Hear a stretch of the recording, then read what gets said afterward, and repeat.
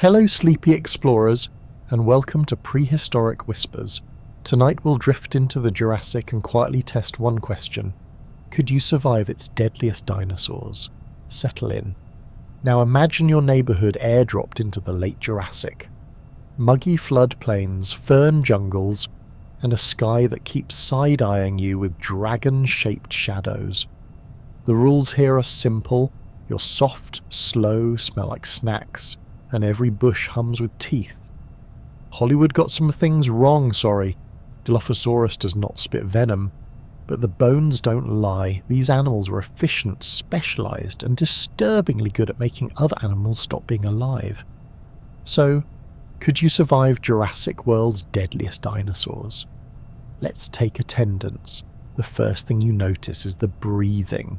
Not yours, theirs.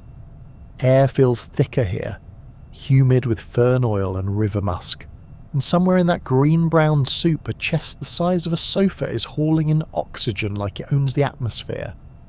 You're standing in the Morrison Formation, call it Colorado, Utah, Wyoming before those words meant anything, where floodplains are stitched with cottonwoods and silver-barked ginkgo, where the mud dries to cake and cracks hard enough to cut your feet, and where every sound is suspicious.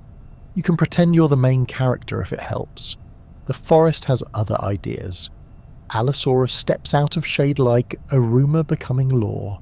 Not a dragon, not a movie monster, just a brutally competent animal. Are roughly 2 tons of tendon and leverage balanced by a tail so rigid it might as well be a yardstick for your future.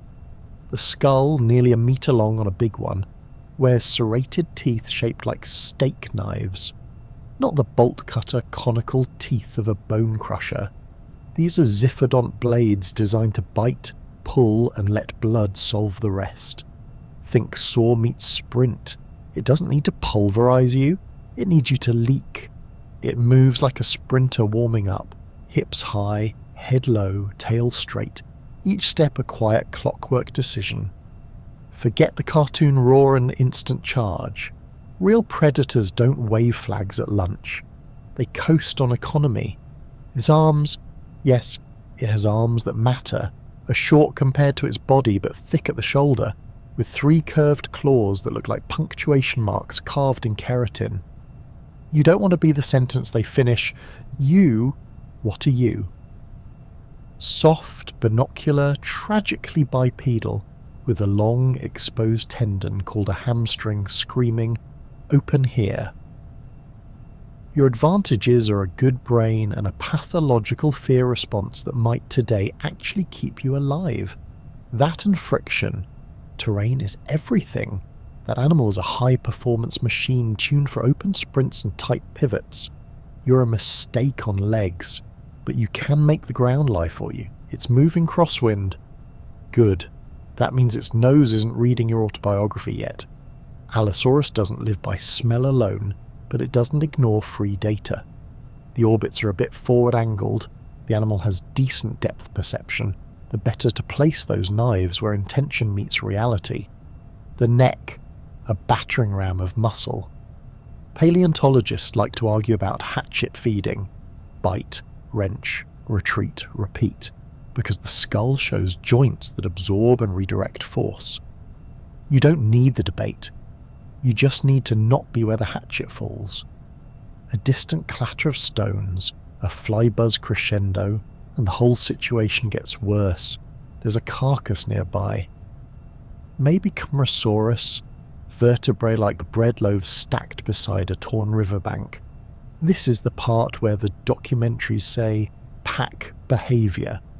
But let's not get married to that. What we do have, fossil quarries filled with many Allosaurus individuals, bite marks on Allosaurus bones, yes, sometimes dinner is your cousin, and evidence that multiple predators were happy to meet at the buffet. You're not about to stage dive into a cafeteria of knives. You're going to treat carcasses like sirens, beautiful, informative, and designed to end sailors. You slide behind a downed conifer, its trunk charred black from last season's lightning strike. The bark crumbles against your palms, loud in your skull, probably silent to everything else. The Allosaurus pauses at a stand of cycads, tips its head like it's reading footnotes in the air. Then and only then you understand that this animal is not angry, evil or hungry in the human way. It is managerial. A problem appears, it solves it. If that problem is you, it will file the paperwork fast. Here is how you do not die in the next 3 minutes. You use angles. A straight line sprint across open silt? That's you volunteering for the fossil record. You want broken ground, root lattices, half-buried logs, boulder fields where a 7 to 9 metre body plan becomes an overextended cat trying not to faceplant. Turn the world into a maze, make its hips do math. The wind flips, the head rises. Now it knows you the way a bookstore owner knows someone just stepped in without the bell ringing.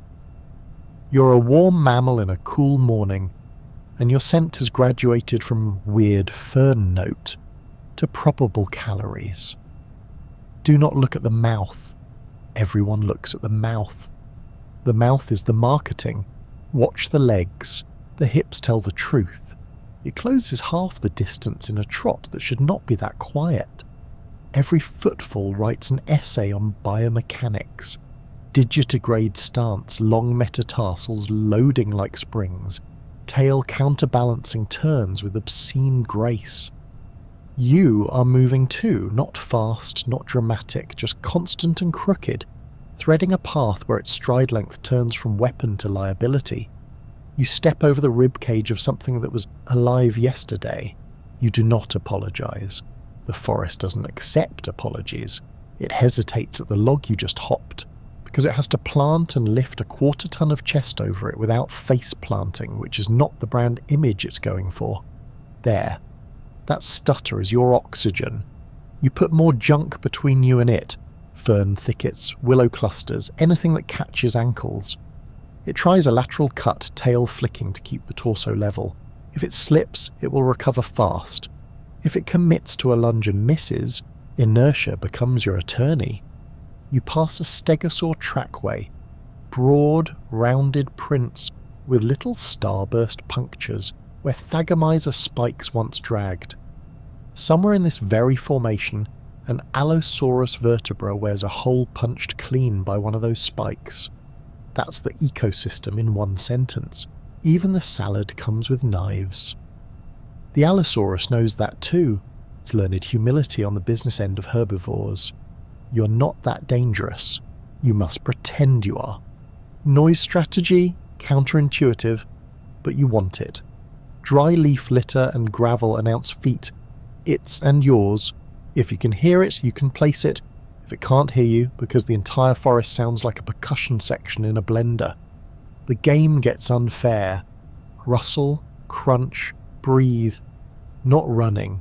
Broadcasting. You are the world's most anxious radio station. The animal stops again, and you see how it evaluates. Head tilts. Air tastes. Ears, small holes behind the jaw, pivot invisibly in the meat, tracking. It's weighing effort against reward. Predators do budgets. A 2-ton sprinter doesn't chase dragonflies. It chooses returns on investment. Make yourself expensive. Keep your silhouette broken. Never skylight yourself on a ridge. A clean outline reads like a menu. You want elevation, but not a tree you can't actually climb. These trunks are tall and straight until the first fork around 2 or 3 meters. That's your sweet spot. The animal can't hug climb. Arms are strong but short. Chest too wide. Claws made for holding, not hauling.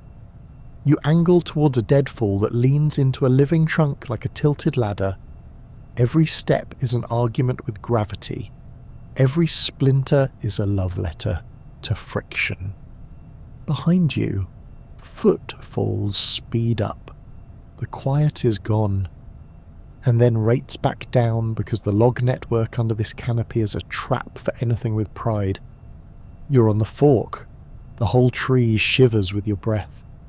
The Allosaurus arrives and looks larger up close, which is rude, frankly, and doesn't immediately leave because patience pays. It circles, neck snaking, trying to find a line that turns you from geometry into meat. You keep the trunk between your soft parts and its decision points. If it feints left, you rotate right. If it backs up, you don't exhale like a fool, you wait, because predators are also theatre kids and the matinee is never the last performance. Below flies riot on something hidden in the grass, striped hide, the wrong size for a sauropod, maybe a juvenile diplodocid. Group feeding? Later today, probably. Allosaurus doesn't mind company when inertia has already killed dinner. It will posture, display, jaw snap, and eat among its own. And if a smaller one gets too bold, it becomes a teachable moment with teeth marks. You're not invited to this potluck. Good. Time stretches the way it does in hospitals and on airplanes.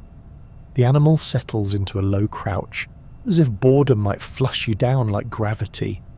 The sun climbs, heat wobbles in the air, and the forest shifts Ortis chorus from dawn to day. Katydids give way to something that sounds like marbles poured over bark. Allosaurus was probably most efficient during cooler hours.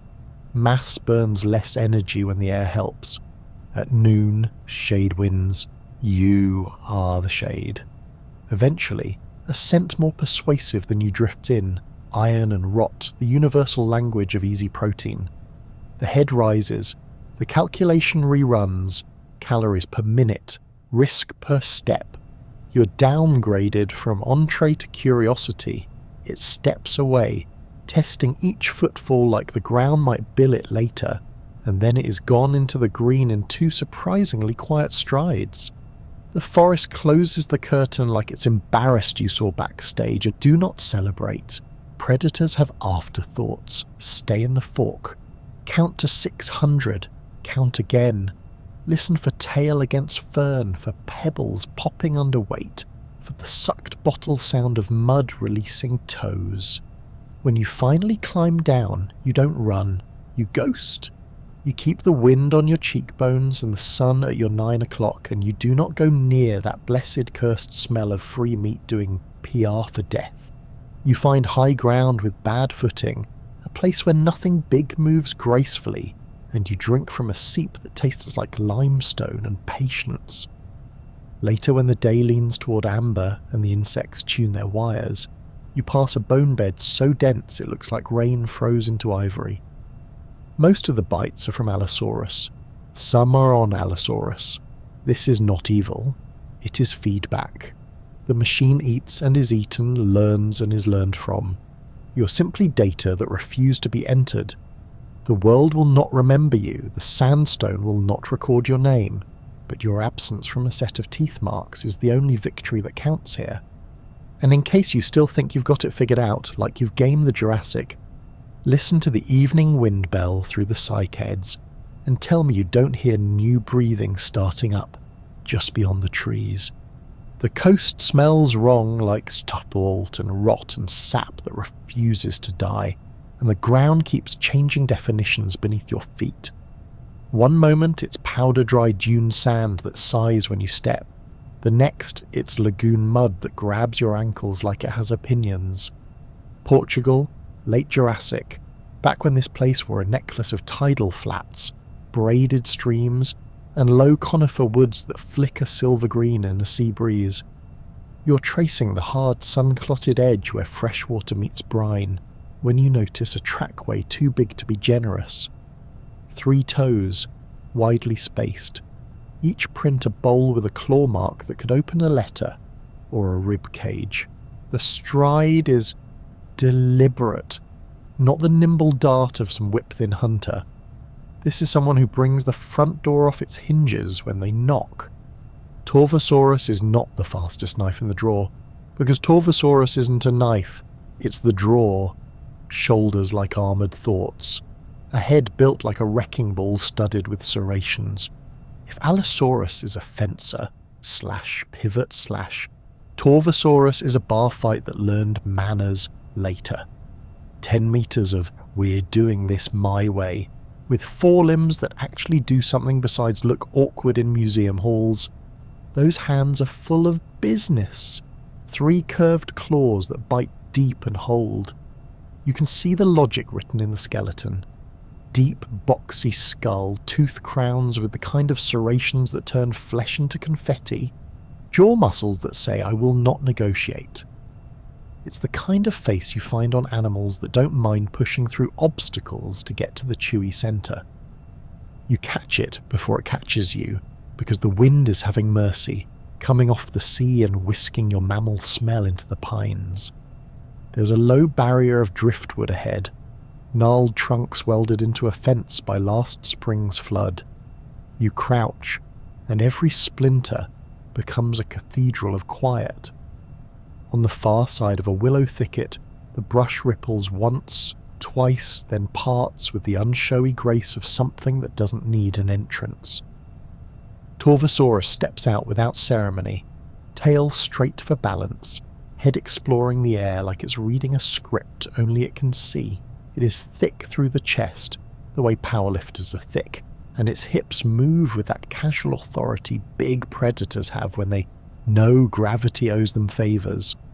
There's a rill slicing through the sand toward the lagoon, no deeper than your shin, but the banks are undercut, a sunlit invitation to poor decisions. The animal eases down the slope, tests the slick mud with one foot, decides it's acceptable and hops across without drama. It is not a gambler. It is an accountant with teeth, counting calories and risks against a ledger you cannot see. You know this pattern already. River margins and lagoon edges make hunters efficient. Prey comes to drink and hesitates. Tracks stack up. Visibility opens. If you're thirsty, you're predictable.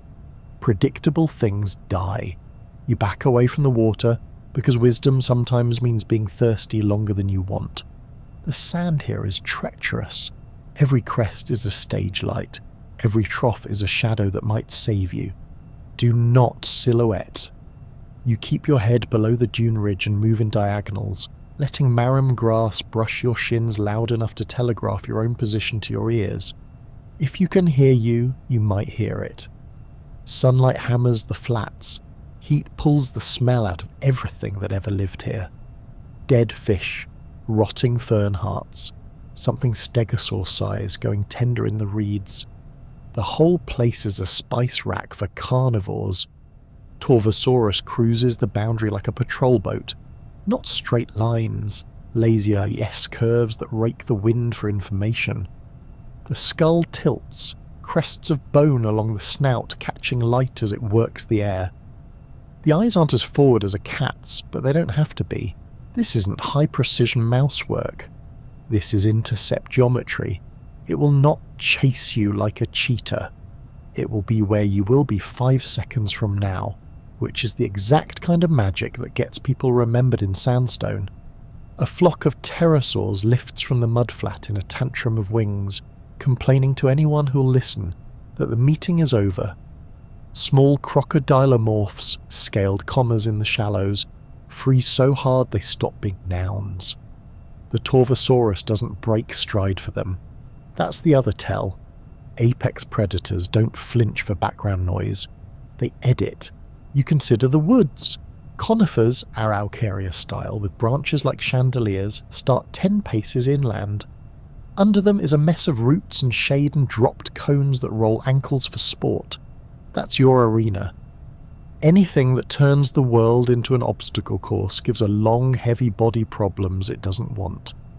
You slip into that green light, where the air cools a degree and the ground stops lying quite so much. The animal veers your way, not hurrying, like a bad conversation crossing a room.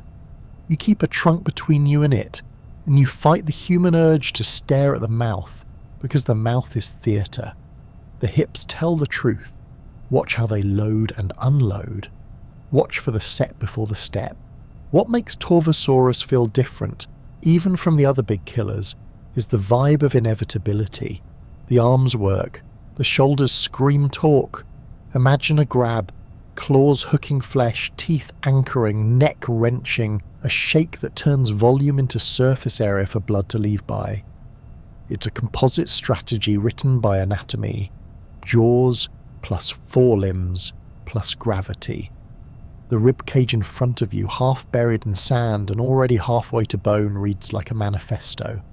Thick gouges along the edges, parallel scrape marks that look suspiciously like a hand with plans.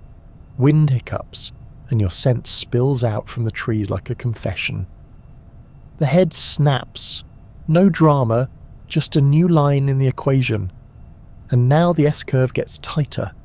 It ghosts between trunks better than it should, tail answering every micro-correction with a silent, perfect counterweight. The urge to run is a thunderclap in your bones. Running here is a press release to the universe that you are available for consequences. Instead, you do the ugliest ballet anyone's ever danced. Never straight, always inconvenient.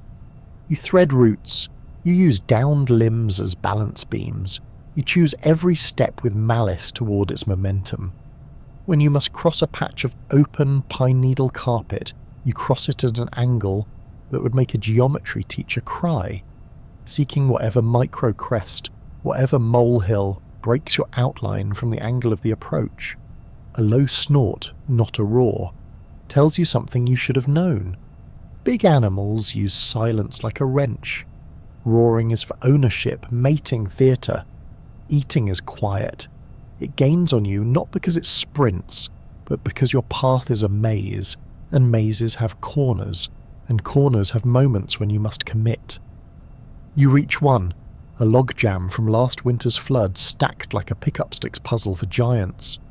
The gaps are leg width, then thigh width, then nothing.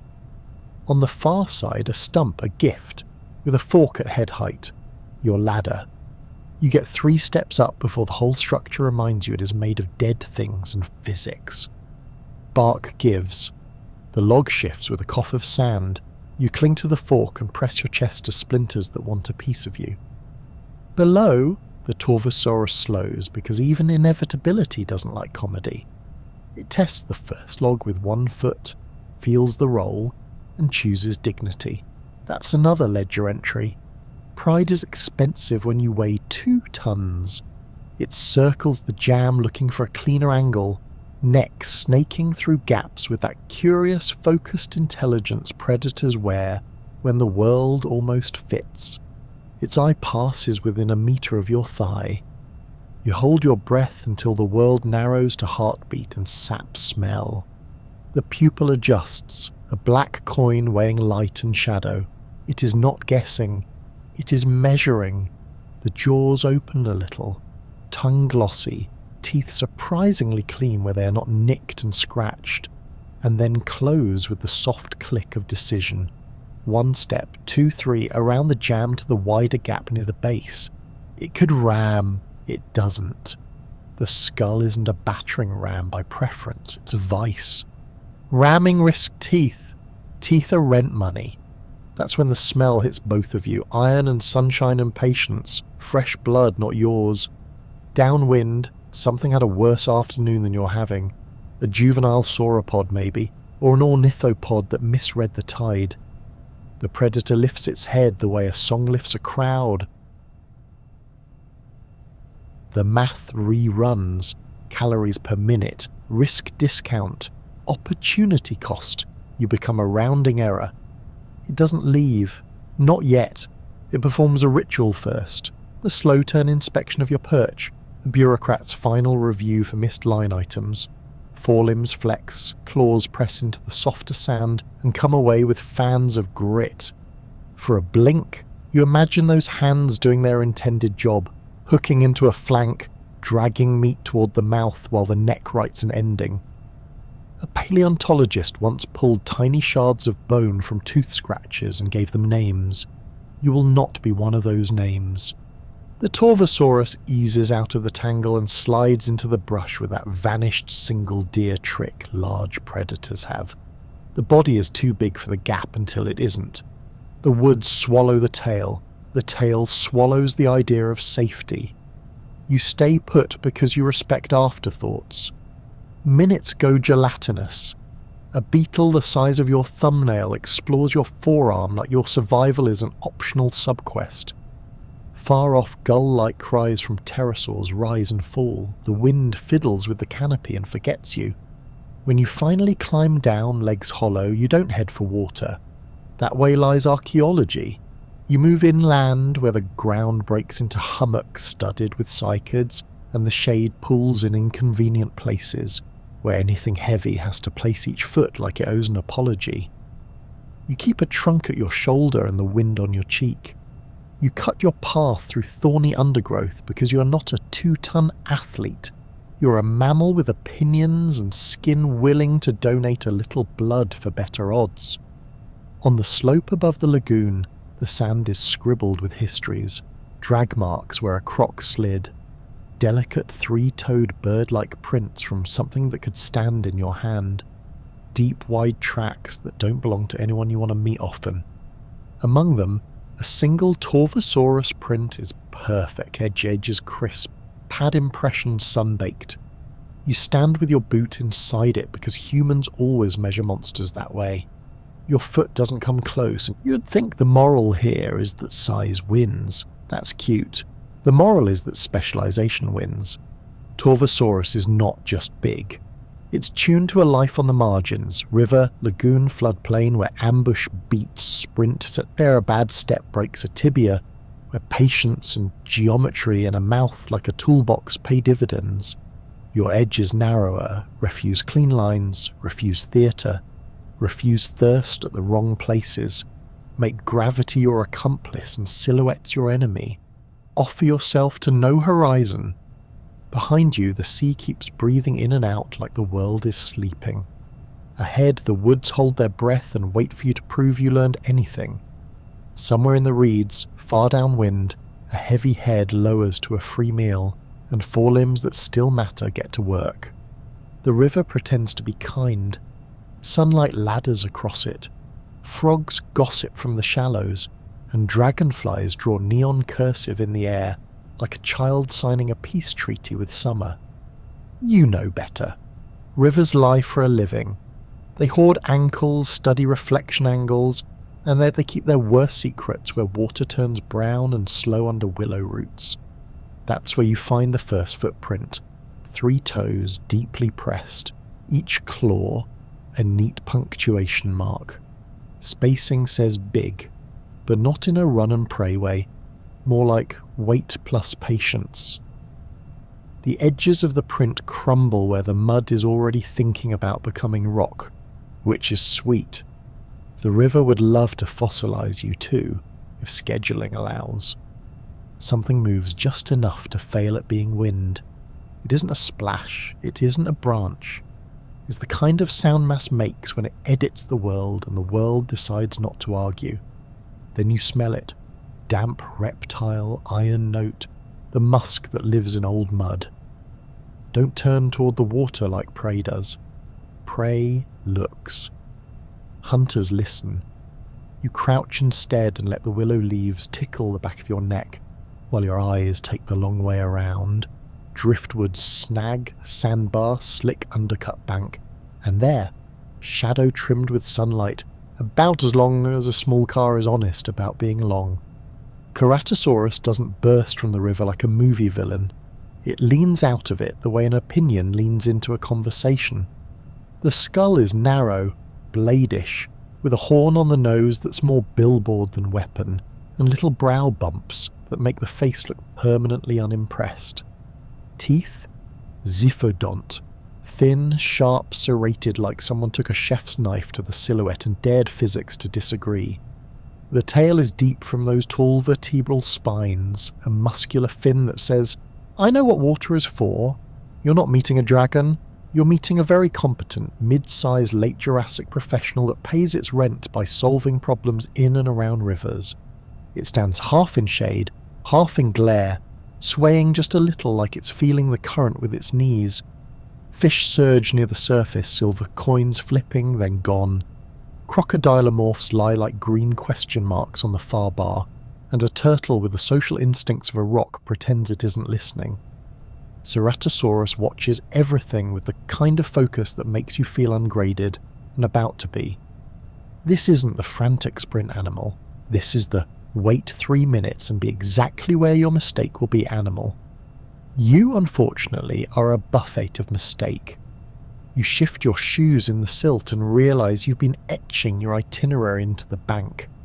Perfect little human footnotes marching toward a drink. The river loves written evidence. Ceratosaurus glides 2 steps up the shore, and the tail writes a calligraphy flourish in the water that crooks into ripples for a long time. People call this theropod a scavenger, an ambusher, a fish opportunist, a generalist, because the bones say why not? You don't need to label it. You need to not be audience participation. The rule here is unfriendly to thirst. Never drink at the shiny bend where the bank looks like a postcard. That's the party venue. Everything comes there. The stegosaurs with heat shimmer backs, the little ornithopods that jitter like nerves with legs, the pterosaurs stabbing minnows with surgical opinions, and everything that eats things shows up to audit. You want your water out of the seep that leaks through a sandbar, where groundwater gives you a ribbon of safety and the bank gives nothing but grit.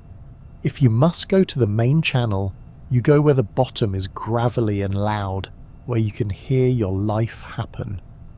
Ceratosaurus shifts again, a slow, deliberate rebalancing that lets you appreciate the arms. 4 fingers on each hand, rare these days, and the 4th is a sad little afterthought. The other 3, though, end in hooks that know what ribs are for. The chest is narrow compared to a bulldozer like Torvosaurus. This thing is more knife through rushes than door through wall. The spine carries a dotted line of little bony scutes along the back, nothing a stegosaurus would brag about. Just a modest armour strip like a habit. You can imagine it slipping between cycads, leaning into brush, pushing off the riverbed with that deep tail, and sliding under the water like a question nobody asked out loud. You back up from the bank at the speed of humility, not fast enough to advertise, not slow enough to imply consent. Your feet choose every root and buried branch that lets you rise 1 centimetre at a time, because here elevation is oxygen. The ground above the floodline is a mess of cottonwood roots, stegosaur tail swish alleys, and sauropod toe crater landmines. Use all of it. Ceratosaurus does not get to be large by tripping over things in public. You'll make tripping the only option worth considering. A heron in a past life, call it a pterosaur with opinions, launches out of the reeds with a scream. The Ceratosaurus doesn't flinch. That's your second lesson. Apexes don't negotiate with small talk. Its head cocks left, 1 eye on the water, 1 on the brush, and the nostrils flare, tasting the slow bouquet of river, mud, fish oil, sauropod skin, decay, the metallic rumour of fresh blood somewhere upstream. It steps to the cut bank, toes gripping the lip, and peers down into the undercut cave where the river keeps secrets. The tail slides sideways, the body balances with boring elegance. You make a note you'll never write down. This is an animal designed to be comfortable exactly where you're clumsy. You don't run. Running on a river margin is the comedy channel. Wet clay licks your heels, drift logs roll like jokes. Reed clumps tangle you with the intimacy of a bad relationship. Instead, you slant. Always slant. Diagonals are the tax the world pays to keep you alive. You keep a trunk between you and that skull and watch the hips, not the teeth. The teeth are advertising. The hips are intent. When the pelvis drops a whisper lower and the tail stiffens, you are not the main plot anymore. You're a potential footnote. Don't earn promotion. You cut upslope into a gallery of willows where the ground is cracked and dry like baked pottery, and each step makes a papery whisper. Good. Make noise. Not enough to summon curiosity, just enough to map your own life for your ears. You pace a drift ridge studded with the bones of someone who didn't choose diagonals. The long bones are chewed. The edges of the bite marks show microceration scallops. Maybe Allosaurus did that. Maybe Ceratosaurus did. The river doesn't footnote thieves. a gust turns traitor. Your scent folds down off the bank and ladders into the shade. The head lifts, horn glinting like a modest crown, and now you're in the math. Ceratosaurus is not going to sprint like a cheetah. It will angle. It will choose the cleanest line and ask your kneecaps to cosign. You choose the opposite of clean. A mat of downed branches, roots like knuckles, a half-rotten log that bounces if you don't step on the knots. Your knees remember you like them. Your ribs remind you that air is not infinite. The forest pretends not to watch. It comes anyway, sliding between trunks with a river's patience, placing each toe like the ground might invoice later. Close now, you see the goose flesh striation of muscle sliding under skin, the glossed enamel of teeth with little chips where they have met stubborn things, the way the nostrils pulse in and out like it's reading a book nobody else can see. It doesn't roar, it doesn't perform. Its quiet is an insult to every story you were told about how death introduces itself. You hit a slope where last season's flood peeled the soil back to the ribs of the hill. The clay is slick, the pebbles roll, the shrubs lean downhill like they're tired. At the top, a cottonwood forks at a human-friendly height. Your ladder. You go up with negative grace and a soul full of splinters. The trunk hums with your heart. Ceratosaurus steps onto the slope, tests it, and considers the PR nightmare of eating while sliding on its face. It chooses a contour line instead, circling for a better angle. Of course it does. You're a low-profit venture in a high-risk zone. It will not bankrupt itself for you. The river speaks a new sentence. The wet, hopeful hiss of scales slap dancing in a shrinking side pool. The predator's head snaps, the eyes recalc, the tail writes agreement. Its Fisher clock somewhere. You're downgraded from maybe to later to uninteresting, but it doesn't leave yet. It tastes the air again, sniffing for sauropod soup or stegosaur stew, and gives you the courtesy of a final audit. Then it flows down a hill with that liquid gait big theropods have when they've learnt that gravity is not the enemy, just a colleague. You stay. Of course you stay. Predators have afterthoughts.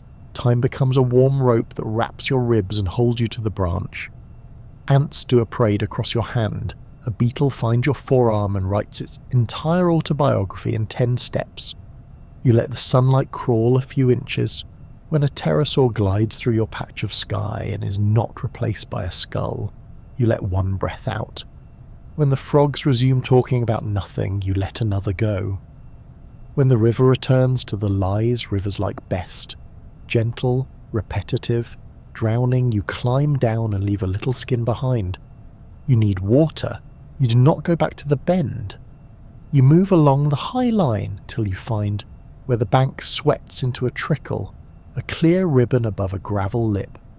You kneel like it's a church, because today it is. You drink from your hands and it tastes like limestone and secrets, and you promise the universe things you will forget tomorrow. When you stand, you rake your footprints with a willow branch because the river takes notes. You don't need to help it. On your way inland, you pass a place where the bank collapsed, and the cross-section reads like a novel. Layers of flood, drought, fire, calm, each a different colour of time. In one layer there's a fan of impressions. Fish scales pressed into mud, a croc's belly slide, a perfect Ceratosaurus print with a little drag mark where the claw tip traced a goodbye to the season. You put your boot inside it because humans always measure monsters that way. Your heel floats in the arch. Your toes don't reach the claw. You step out and scuff it a little, so the next thing that follows your path won't learn anything useful. People will argue about Ceratosaurus for another few million years in museums you'll never see. Was it a wader, a swimmer, a shoreline thief, an ambush tailor? The bones shrug and allow a yes to most of it. You don't have to win that argument. You have to pass through its office without being added to accounts receivable. That means refusing the stage. It means thirst with discipline. It means listening to the river's lies and not answering back. And it means treating every patch of shade, every whisper of reeds, every undercut arc of bank as if it has a quiet, narrow face with a small horn that is deeply, professionally interested in your expectations. The sky over the floodplain looks innocent until it doesn't. Heat welds itself to your shoulders, the cicadas play electricity, and way out past the cottonwood line a bruise of storm collects along the horizon, the kind that turns dust into a religion. You're walking a ridge where old river met older sand, broken stone, fossil wood like glossy charcoal, pockets of clay that crack open like parched lips. When the wind shifts and brings you a flavour you don't want, iron, hide, and a bureaucratic note of decay, carcass somewhere, which is funny because your plan today was to avoid everything that has a mouth. A fly shimmer points the way, the smell does the rest. You ease down slope between cycades that look like pineapples invented by knives, keeping the sun off your back so you don't billboard yourself on the ridge. The ground is a liar. Patches of talc dry grit give way to glue trap clay in a single step. You're still rehearsing a speech to gravity about professionalism when something edits the world 30 meters to your left. Not a rush, not a roar, just a subtraction. A line of fronds that used to exist now doesn't. The tail appears first, thick as a dock piling and held like a levelled spear. Then the hips, a traveller's rucksack weight of muscle and bone, the main engine on display. The torso glides, the head follows, big as a suitcase you can live inside, framed by ridges and with teeth that don't look expensive until you imagine them reading you. It's an allosaur, you think, and then your brain issues a correction like a teacher tapping the board. Bigger, heavier through the backbone. The neural spines on the vertebrae rise taller under the skin, giving the back a faint sail line, more anchor points for that neck and tail musculature to bolt into. This isn't Allosaurus the fencer. This is Saurophaganax, the cousin who quit therapy and found powerlifting. Oklahoma, late Jurassic, and a county boundary that will not exist for another 150 million years. The animal stops beside a half-flooded hollow choked with rushes and listens with its entire skeleton. You can almost hear the calculus, wind direction, ground noise, the location of today's free lunch versus today's broken ankle zone. Big hunters don't sprint because they like cardio. They sprint because the math says it pencils out. And when you're this large, 10 meters, maybe more, bad math breaks bones. You count the ways it is built to punish a mistake. The forelimbs, for one, not the vestigial jokes of a later tyrant, but arms with opinions, 3 main claws curved like punctuation marks you don't want to be on the wrong side of. The skull isn't a bone crusher, not really. The teeth are laterally compressed, serrated, saw blade specials that turn living things into a problem with a leak. The neck is the engine room, thick, cable twisted, built to drive the head in and out like a hatchet. Paleontologists argue whether hatchet feeding in marketing or mechanics, but the joints in that skull say they've thought about force angles you'll never understand. It doesn't need to crush you. It needs to open you and let time take over. There's a sauropod in the reeds, or was. You can see the story in fragments, a slate-grey column of limb with the skin peeling in sheets, a vertebra the size of a beach cooler, bird-pecked along the edges, fly constellations that rise and settle with a humid, living patience.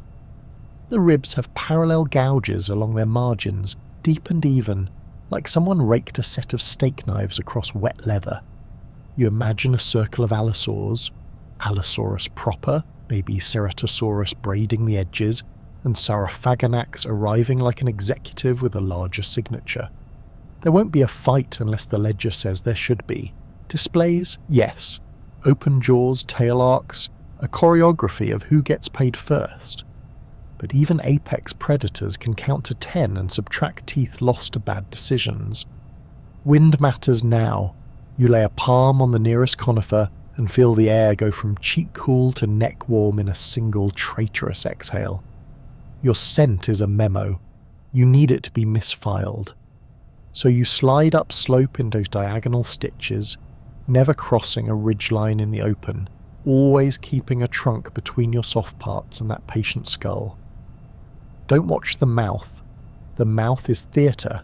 Watch the hips. The hips tell the truth. When they lower a hair and the tail hardens into a straight edge, the animal is about to write a sentence you don't want to be in. It moves. Not a charge, a reallocation of inevitability. Footfalls that are somehow both heavy and quiet, the ground accepting each toe like a signature it can't refuse. The stride is longer than your intentions. The balance is obscene. It ghosts around a log pile you'd have to climb, places one foot on a slab you know will skate, and it doesn't skate because it weighs every ounce of itself with the care of an accountant lifting a porcelain vase. You've seen cats do this. You didn't expect to see a living forklift do it better. You retreat into uglier country on purpose, a boulder field, then an erosion gully that's half staircase, half insult. This is not open floodplain sprint track. This is where mass begs forgiveness. The Saurophaganax follows because curiosity is cheaper than commitment for the first 30 meters. It tests the gully rim with 1 foot. Pebbles clatter like loose teeth. It steps back, circles for a broader ramp, tail yaw, correcting every microslip with invisible math. You feel for the first time the particular flavour of terror big allosaurids serve. Not rabid charge, not blind malice. Competence. It will not come where it can't win cleanly unless hunger is a knife at its ribs. It will keep looking until the ground agrees with it. You find your ladder, an uprooted conifer leaning into a living one at a generous angle.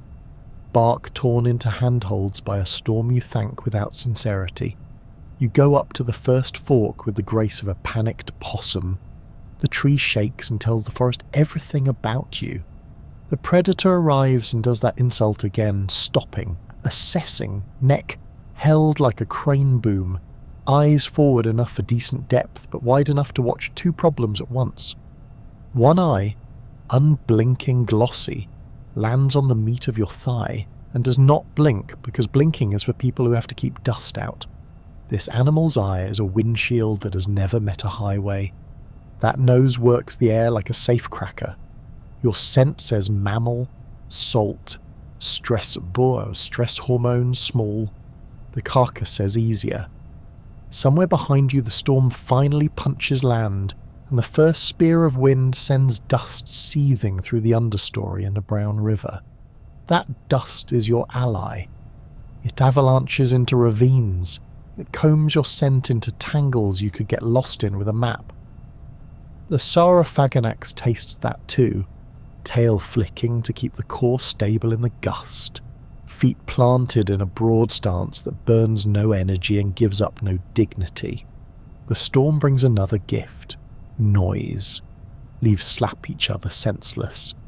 Dead fronds rattle like bones in a bag. You can breathe without writing a press release. The animal shifts its weight, and a flake of bark the size of your hand tumbles from the deadfall and claps the ground. You flinch and curse because fear makes you loud. The skull tilts. The calculus runs again. The carcass is still paying interest. You are a complicated investment in a market that punishes pride. It moves off. No pronouncement. No drama. Pacing back toward the reed bed where flies are staging a small opera. You don't come down. You count heartbeats until the numbers stop meaning anything. Lightning lifts the world to a negative crisp and bleached. Thunder shakes sap and bone. When you finally ease onto the ground, or you don't pick a line that makes sense to a human, you pick one that makes sense to a 10-meter athlete you're trying to annoy. That means no straight lines, no ridges, no clean edges. You surf the backs of gullies. You keep a shoulder to the wind. You run every step through a filter labelled, "Will this make a predator roll its eyes?" and look for lunch elsewhere. Half a kilometre on, where the floodplain climbs into broken sandstone shelves, you find a living memory pressed into rock that hasn't finished setting. A tridactyl print as big as your backpack, nails inscribed at the tips like someone pressed a crown into wet clay.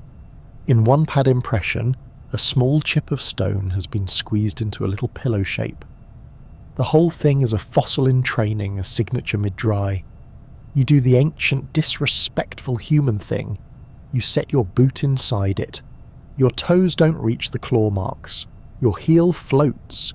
You step out and scuff the edges on purpose. The fewer clean stories you leave, the better.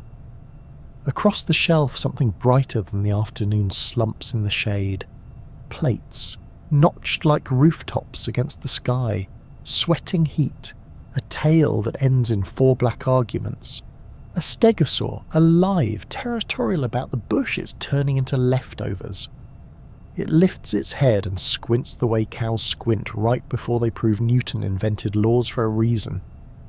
You back up with the humility of someone who does not want to be the case study where a herbivore and a carnivore collaborate through the medium of you. The scars on allosaur tailbones found in the Morrison tell a different story. 1 spike, 1 vertebra, 1 lesson. It's not your day to teach anatomy to anything.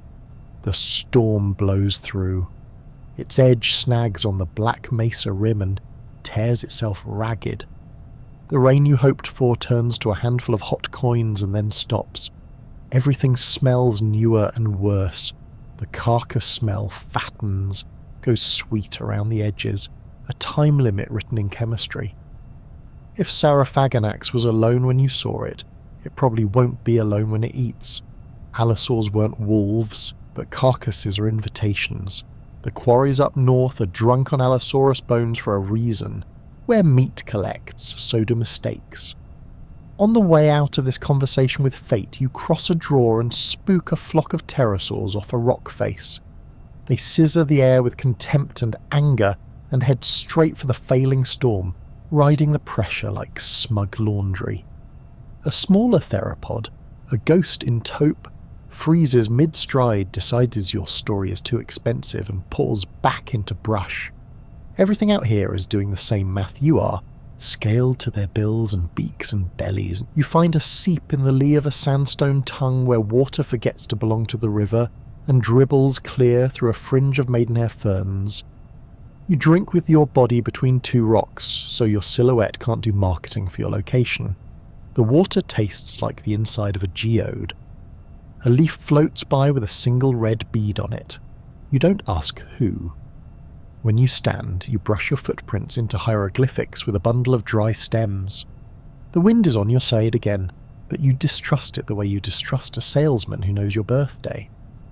Later, minutes, hours, time is taffy. The light tilts toward brass and long shadows. You hear it before you see it, the soft, heavy punctuation of steps that believe in themselves. From your perch behind a fluted outcrop, you watch Saurophaganax claim the reed bed with a lack of theatre that reads as absolute confidence. It doesn't chase away the pterosaurs. It doesn't posture at the smaller carnivore that had been pulling strings of meat like taffy from the sauropod's flank.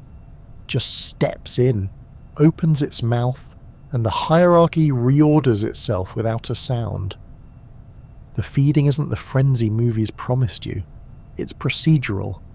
Bite, wrench, steer. The neck muscles run like braided cable under the skin. The forelimbs, those useful hands, don't hook prey the way a bear would, but they brace, they steady. They keep the head aligned with a job that resists alignment. When the skull lifts, pink threads glisten and snap, and flies stumble in the air like drunks hit by a door.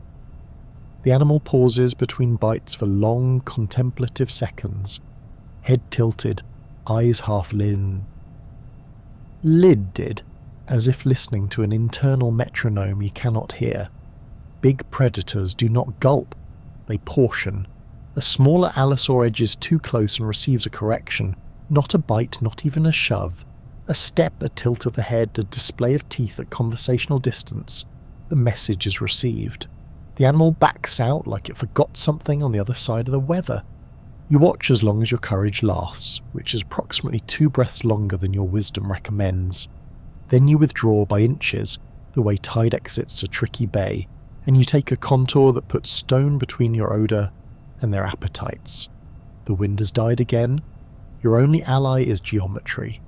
So you double your angles, you refuse the skyline, you keep your profile weird and your choices boring. The floodplain gives up a little heat as the sun bleeds out of it, and even the cicadas seem reluctant to confess what they know. When the land finally lifts you into a mesquite-dotted saddle with bad footing and no straight lines, you let your breath come back in installments. In the near distance, a vulture lizard spiral writes a black parenthesis over the reed bed. Beyond that, the mesa holds the last light like a grudge. You look back only once, because superstition is just caution in a fancy hat, and you see nothing but plants pretending that they don't know names. Somewhere back there, Saurophaganax is full, or full enough. Somewhere tomorrow it will cross a drawer in that same unshowy way and do administrative work on another life. That's its contract with the world. To be excellent at ending things. Yours is smaller. To arrange the wind and the angles and your very unremarkable heartbeat so that excellence is wasted on you. Morning here tastes like rust and dust and hot stone that hasn't decided it's hot yet. The Kayenta doesn't look like a desert from the postcards, more like a patchwork of river ribbons and mud flats, all threaded with low conifers and saccades that pretend to be friendly until the wind shows you how many teeth they hide in their shadows. The sand is dune smooth in places, ripple scripted in others, and every track is yesterday's gossip baked to a crust.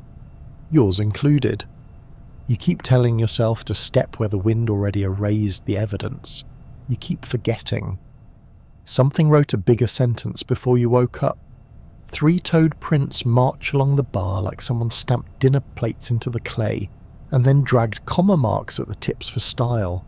The stride is long, not tyrant long, not end of the Cretaceous hubris, but athletic, early Jurassic swagger. When one print falls a little deeper, you can see the pads and the claw grooves cut crisp as fresh thought. You Brontes, the track geeks might whisper centuries from now, in a museum that smells like old air and floor polish. You don't need the Latin, you need the warning. There's a fast problem with crests nearby. It appears exactly the way ambush specialists do, not all at once. First the shadow, head hung a fraction low, tail ruler straight, and then the crests clearing the brush like a thought balloon you don't get to edit. Two thin, parallel ridges riding the top of the skull, delicate as art, useless as a knife. That's the point. Display as a weapon, the kind that works before claws do. The rest of the head isn't a toy. Laterally compressed teeth with fine serrations, a narrow-blade-ish skull with that distinctive notch between premaxilla and maxilla, the subnarial gap, like someone took a bite out of the snout on purpose. Old papers will say it weakens the bite.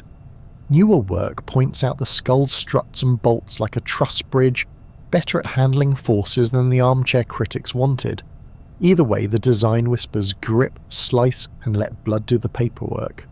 You decide, helpfully, to become very small behind a leaning trunk while your brain, a treacherous docent, gives the tour. 6 or 7 meters long if it's a big one, but slim, an athlete, not a bulldozer. Arms that matter, 3-pronged and curved, more scalpel than shovel. Long shins, springy foot bones that read like a guide to don't waste energy, a tail that knows math. You're looking at an animal tuned to move through this exact country, river margins, open woodland, edge of dune, where everything hesitant becomes a statistic. Do not say spits venom, do not think neck frill. That's a movie folding a lie into your childhood. The crests don't open like a circus tent, and no gland is going to mist you with plot convenience. If you're going to die today, it will be the ancient way, quietly, efficiently, and with no merchandising tie-in. It's working the shoreline like a fisherman who hates fishing. Head turns a degree, nostrils flare a millimeter, and suddenly a living Venn diagram locks into place. Water noise, small body panic, wind that can't keep a secret. Your footprints pointing the way like runway lights. The river looks mild from here, sandbar braided into shallow pools, lungfish air-kissing the surface, little hybodont sharks etching silver arcs beneath. But mild is how rivers get invited to parties. Under the bank, the water eats a crawl space. In the reeds, the water keeps names. It steps down with an economy you resent. Toes spread, claw tips test the skin of the mud, tail floats above like a level held by pride. You track the hips because hips tell the truth. Teeth are advertising, hips are intent. When the pelvis dips that fraction, when the tail stiffens into a pronouncement, the animal's moving from maybe to appointment. Your job is to be expensive. You back away uphill into the scrub where Scutellosaurus, the local armoured speed bump, has been fretting tiny four-toed trails around patches of sun. The ground here talks, dry leaf litter and pea-sized gravel that snitches on everyone.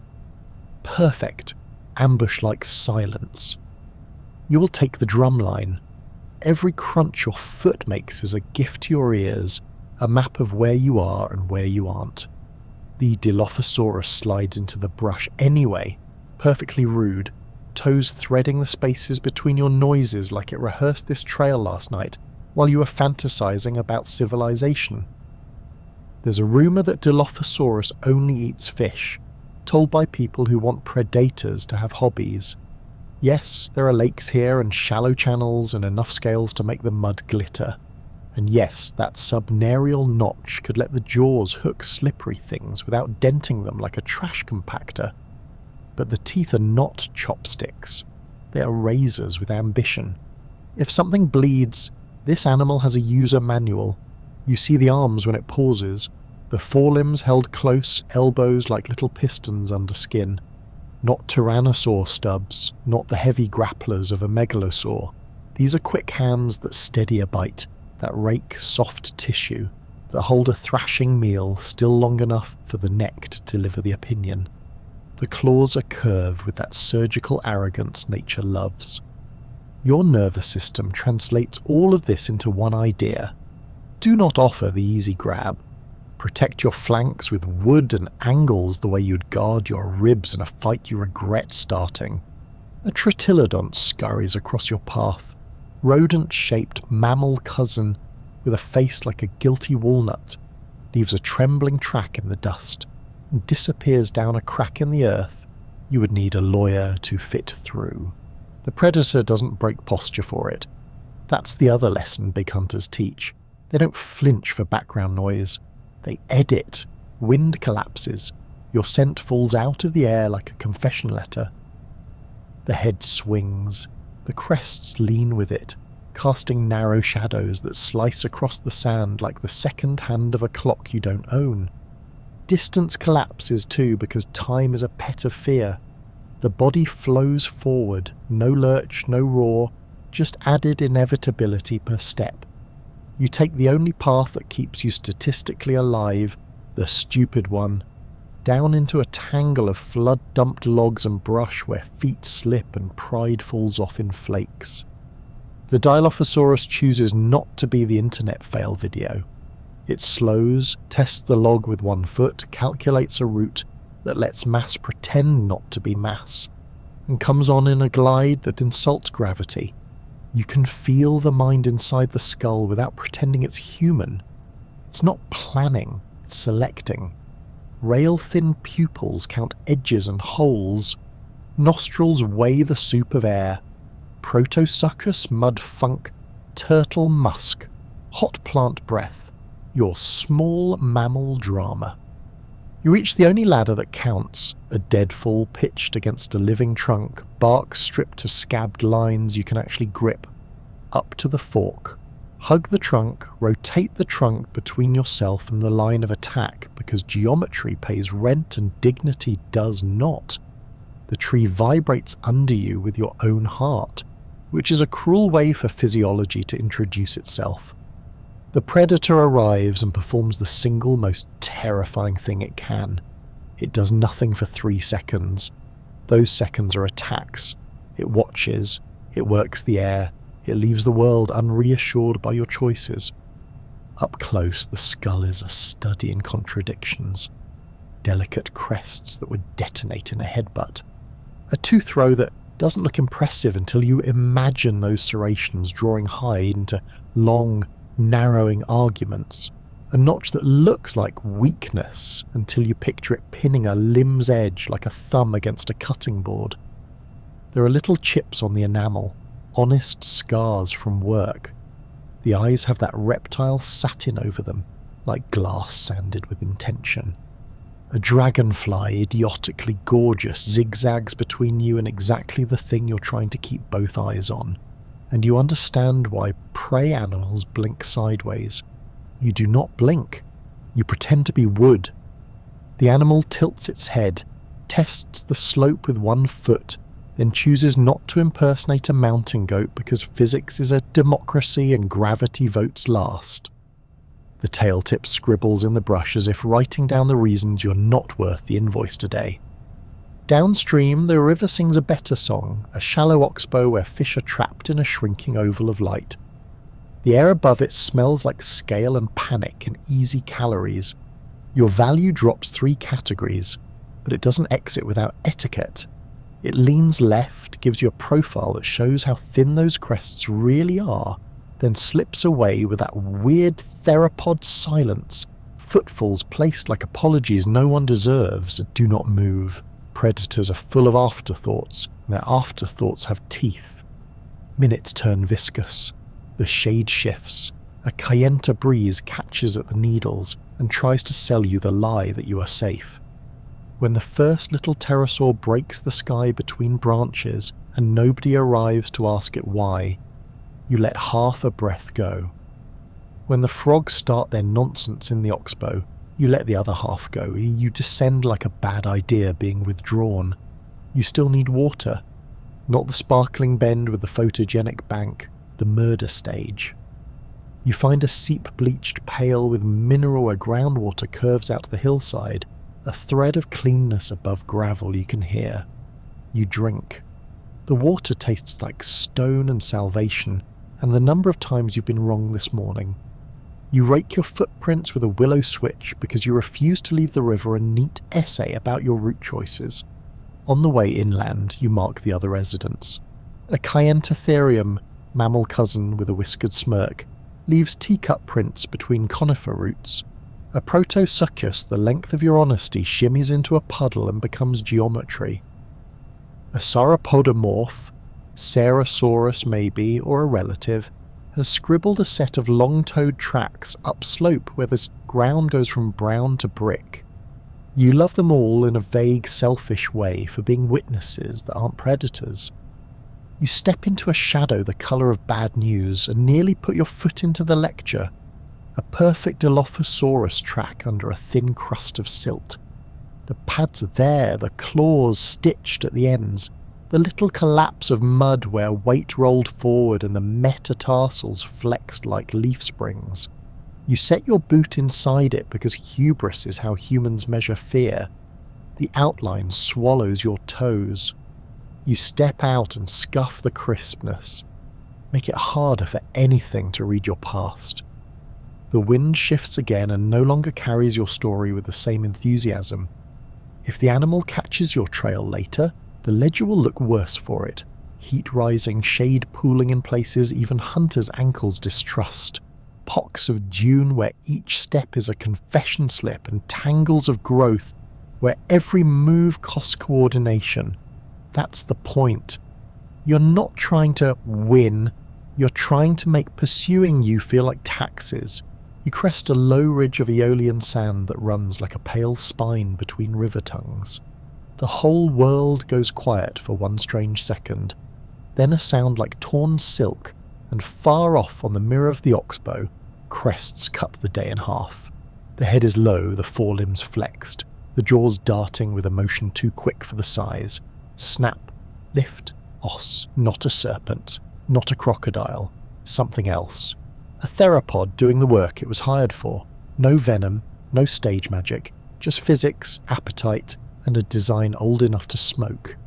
Every now and then it freezes, head angled, listening to the vibrating line where water meets air. The tail holds a straight verdict behind. Then the jaws stitch the light again. When it lifts, a triangle of silver flips and disappears. When it sets the foot again, the mud sighs like it's honoured. If another hunter appears, some lean-bodied Cayenne Tavenator or a cousin, you suspect there'll be posturing, maybe a wide gape, maybe a sachet that shows how good the crests look in profile. No ramming, break your crest and you break the billboard. Predators understand the price of advertising better than you do. You back off the ridge and lose yourself in the honest difficulty of land that hates symmetrical movement. The trick is always the same. Deny the clean angle, the clear shot, the gratifying silhouette. Make your life look like a low return on investment from every line of approach. The conifers play their little needle songs overhead. The cycads hoard their spiky attitudes at knee height. The sun double-checks the math on your shoulders. Somewhere behind you, the crests tip at the water and the river pretends to forgive. Somewhere ahead, the clay lifts into benches where your feet can't surprise you with lies. People keep arguing in future air-conditioned rooms about what Dilophosaurus really was. The fish thief, the carcass accountant, the sprinting opportunist that worked the edges of everyone else's mistakes. Bones have a way of shrugging and saying yes. You don't have to settle the debate. You have to cross its office without being turned into an invoice. That means listening harder than you look, letting noisy ground tattle for you, refusing all easy water, and treating those elegant crests not as the threat but as the warning label you didn't deserve. Beautiful, fragile, and attached to something that only needs 2 seconds of your confidence to make the rest of your day very, very quiet. Night in the Younger doesn't fall, it congeals. Heat bleeds off the red beds, the air turns metallic with dust, and a stale moon climbs out of a volcano-smudged horizon like a flashlight with opinions. You can smell the day's eruptions even when nothing new is blown. There's ash everywhere here, sifted into paper-thin layers that crunch like sugar underfoot and tattletale on anything heavier than a beetle. You tell yourself that's good. If you can hear you, maybe you'll hear what's hearing you. The basin is a mosaic. Dry channels braided through willow thickets, low conifers clinging to benches, flats scabbed in salt, and standing pools pretending to be lakes until a wind argues otherwise. The rock is young enough to be rude. Tufts that flake into talc, mudstones that take a print like wet leather, sandstones that stack into shelves the colour of old blood. Somewhere out there, a sauropod sneezes in a way that qualifies as weather. Somewhere else, something plated and stubborn shifts its weight and tells the shrubs exactly how much space they're allowed to have. You find the first track by accident, a tridactyl impression pressed into ash-lined mud so perfectly you can read the skin folds where the toe pad's compressed. The claws bit clean crescents at the tips, long stride, not sauropod big, not tyrant lord massive, but fast written and confident. The next sprint is rotated a hair, like the maker was already planning its next argument. You've met this gate before, across oceans and formations, Allosauroid confidence. Here it has a local name that translates to Chinese thief, which is cute because nothing here is stolen. It's audited. Sinraptor moves like the night manager of the Jurassic, making rounds, checking the aisles, ensuring everything that has a heartbeat also has a receipt. You hear it before you see it. Not a growl, not theatre, just the arithmetic of footfalls. 3 beats, pad, pad, padded, with the faint drag of micro-grit shifting under weight. The tail writes a silent line of balance in the dark you can feel more than see. Then the shape resolves where the wash opens into a salt pan. Hips high, head modestly low, the skull framed by the low ridges over the eyes that catch just enough moon to suggest a frown. The proportions are all intention. Long legs for covering ground without renting extra oxygen. a deep enough chest to hide a heart that can mind its business, while the rest of the body is busy solving yours. The arms are not ornaments, short by human standards, yes, but muscled across the shoulder, ending in 3 respectable arguments that curve like commas made of keratin. This is not a bulldozer. This is a pursuit problem wrapped around a bone saw. Its silhouette says Allosauroid, not Tyrannosaur. That means the bite is a slicer, not a crusher. Laterally compressed, serrated teeth designed to open the world and let time do second shift. The neck is thick, with the kind of cable you only notice when it tenses, because that's when the head becomes a weapon that doesn't need to be heavy to be effective. Hatchet feeding, the papers will call it later, as if that makes the motion any friendlier. The eyes are set for a reasonable overlap, no cat-like tunnel of focus, but enough binocular honesty to put teeth where intention lives. It stands there for a moment like a problem watching you try algebra. Wind matters, it always does. Right now it's coming off the barren flats, lifting the day's heat and carrying every smell like a classroom note you wish you hadn't seen. Your own scent is an essay in salt. The animal tilts its head, not so much sniffing as reading the air for context. What does it want tonight? Fish in the stranded pool at the base of the shale? Something mammal-sized incautious at the seep? Scavenge sauropod on the downwind side of that reedbed remote as a rumour? Synraptor does not sprint for guesses, it budgets. You do what mammals do when a ledger looks unfriendly. You change columns, off the pan into the badlands. The ground breaks into little amphitheatres and stair-step benches, ash drifts in pockets like cheap Somme snow, and every gully is an apology carved in mudstone. This is not sprint country. This is ankle math. You welcome the complication. Anything that forces a long body to place its feet with more care than appetite likes is your kind of church. Synraptor follows at that insulting pace apex predators keep when they're not sure you're worth the receipt yet. There's no hurry. The shoulders roll under skin that looks dry from distance and glossy up close. The tail never wobbles. It's a liar's level. Always true, even when the world under it isn't. Watch the hips. That's where the future leaks out. Teeth are a press release. Pelvis and tail are the course syllabus. You catch a line of prints slashed through the ash on the gully floor. Limosaurus, little beaked thing with a life built around not being noticed, went this way in a hurry and then turned into a scrawl at the edge of a mud trap.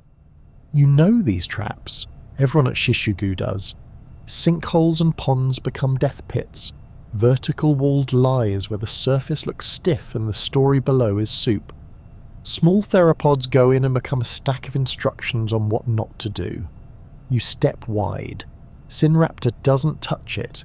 Knows this basin like you know the squeak in your apartment door.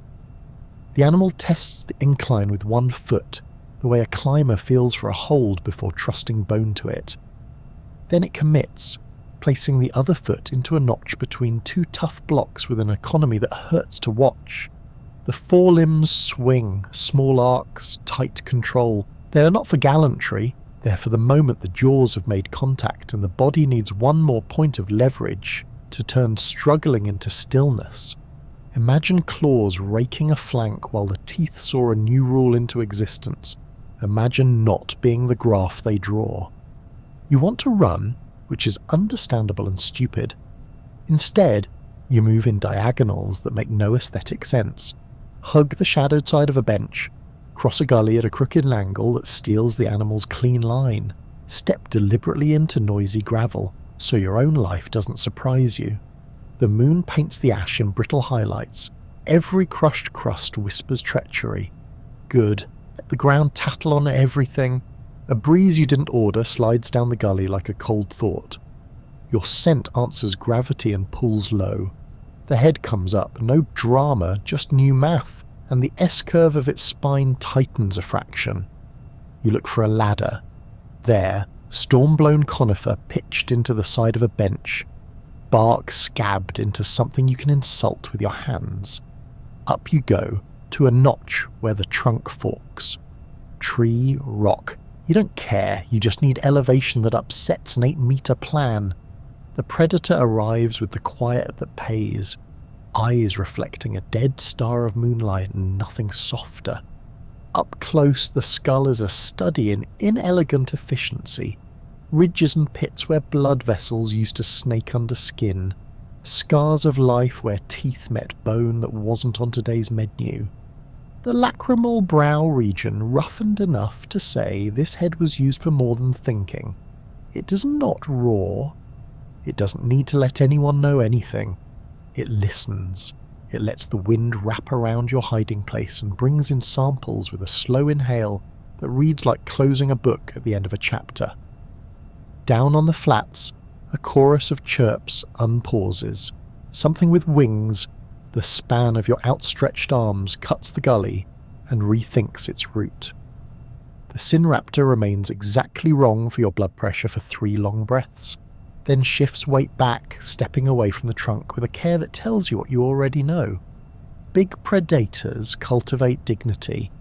A slip is a broken metatarsal in a long winter of learning to be invisible. It chooses invisibility now by practicing it on you. It doesn't leave, it orbits. A slow circle near the bench, a pause at the gully mouth, a deliberate inspection of the only clean approach you had the poor taste to leave available. Night manager behaviour. First the aisles, then the corners, then the freezer. Everything in order, everything logged. When it lifts its head again, you can feel the pivot from curiosity to accounting. Downwind, the air tastes like sauropod, hot copper sweet around the edges, the universal language of less work than you. The skull tilts toward the smell the way crop rows tilt toward rain. You count, not because numbers protect you, but because they keep your hands from moving. When you reach a number that doesn't feel like your bank pin, you inch down, wedging your boot heel into every notch like you practiced it on purpose. Ground, knees, breath you pretend not to owe. You leave the way badgers leave. Crooked lines, no skylines, always a trunk between you and the possibility of a clean angle. The basin opens into a shallow amphitheatre of mud flat-ringed by low shelves, where ash drifts like cheap sauce of snow into aprons. You think you're clear until the wind changes again and sells you out with the enthusiasm of a toddler. The step behind you is quiet, which is ruder than a roar. You don't turn toward it because prey looks. Hunters listen. You angle into the ugliest terrain the amphitheatre has to offer, a mounded tangle of root balls from conifers drowned and toppled in last season's flood, their roots air-dried into black claws. Each mound is a test, each gap is a lawsuit. Perfect. The Synraptor tries one step into that maze and changes its mind without losing face. It paces the edge, tail writing a line you could level furniture with, and watches you insult every ligament you own. That head isn't guessing. It's measuring distances, weights, probabilities. It does the math on whether you'll fall and what the map of your fall will look like. When you don't oblige, it does the other kind of math and demotes you to maybe later. A breeze brings better news, rotten, rich and promising. And it slides away, not in a straight line, but in a graceful S that keeps every escape route open. You get a glimpse of it cresting a low dune of ash and hear the flies go feral before the body disappears behind a reed bed that's pretending to be privacy. The feeding will be untheatrical. Big allosauroids don't gorge, they portion, bite, wrench, step.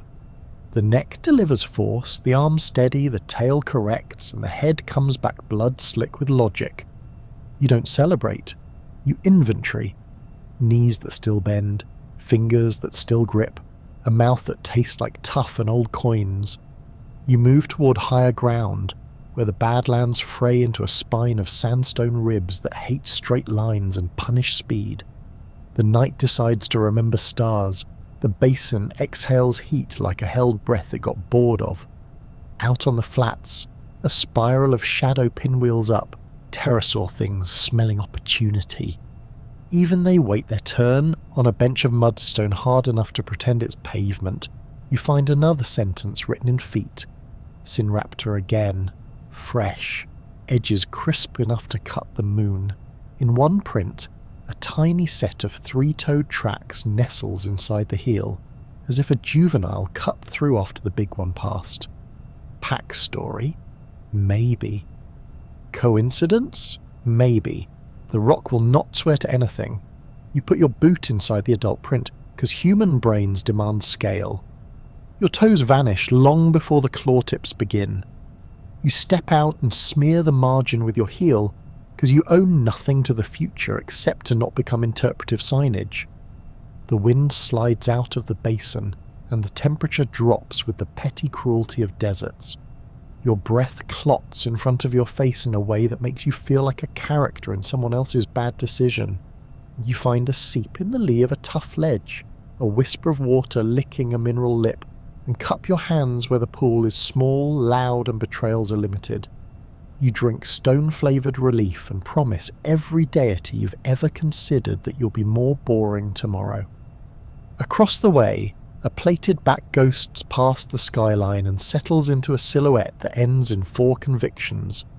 The whole basin is a negotiation carried out in teeth and tail and timing. Sinraptor doesn't run it, no one does. But tonight, it read the inventory and signed off. You are not in stock. That's not luck. It's policy you wrote with your feet. Never offer a clean approach. Never become a silhouette. Never let your scent pool where gravity can file it.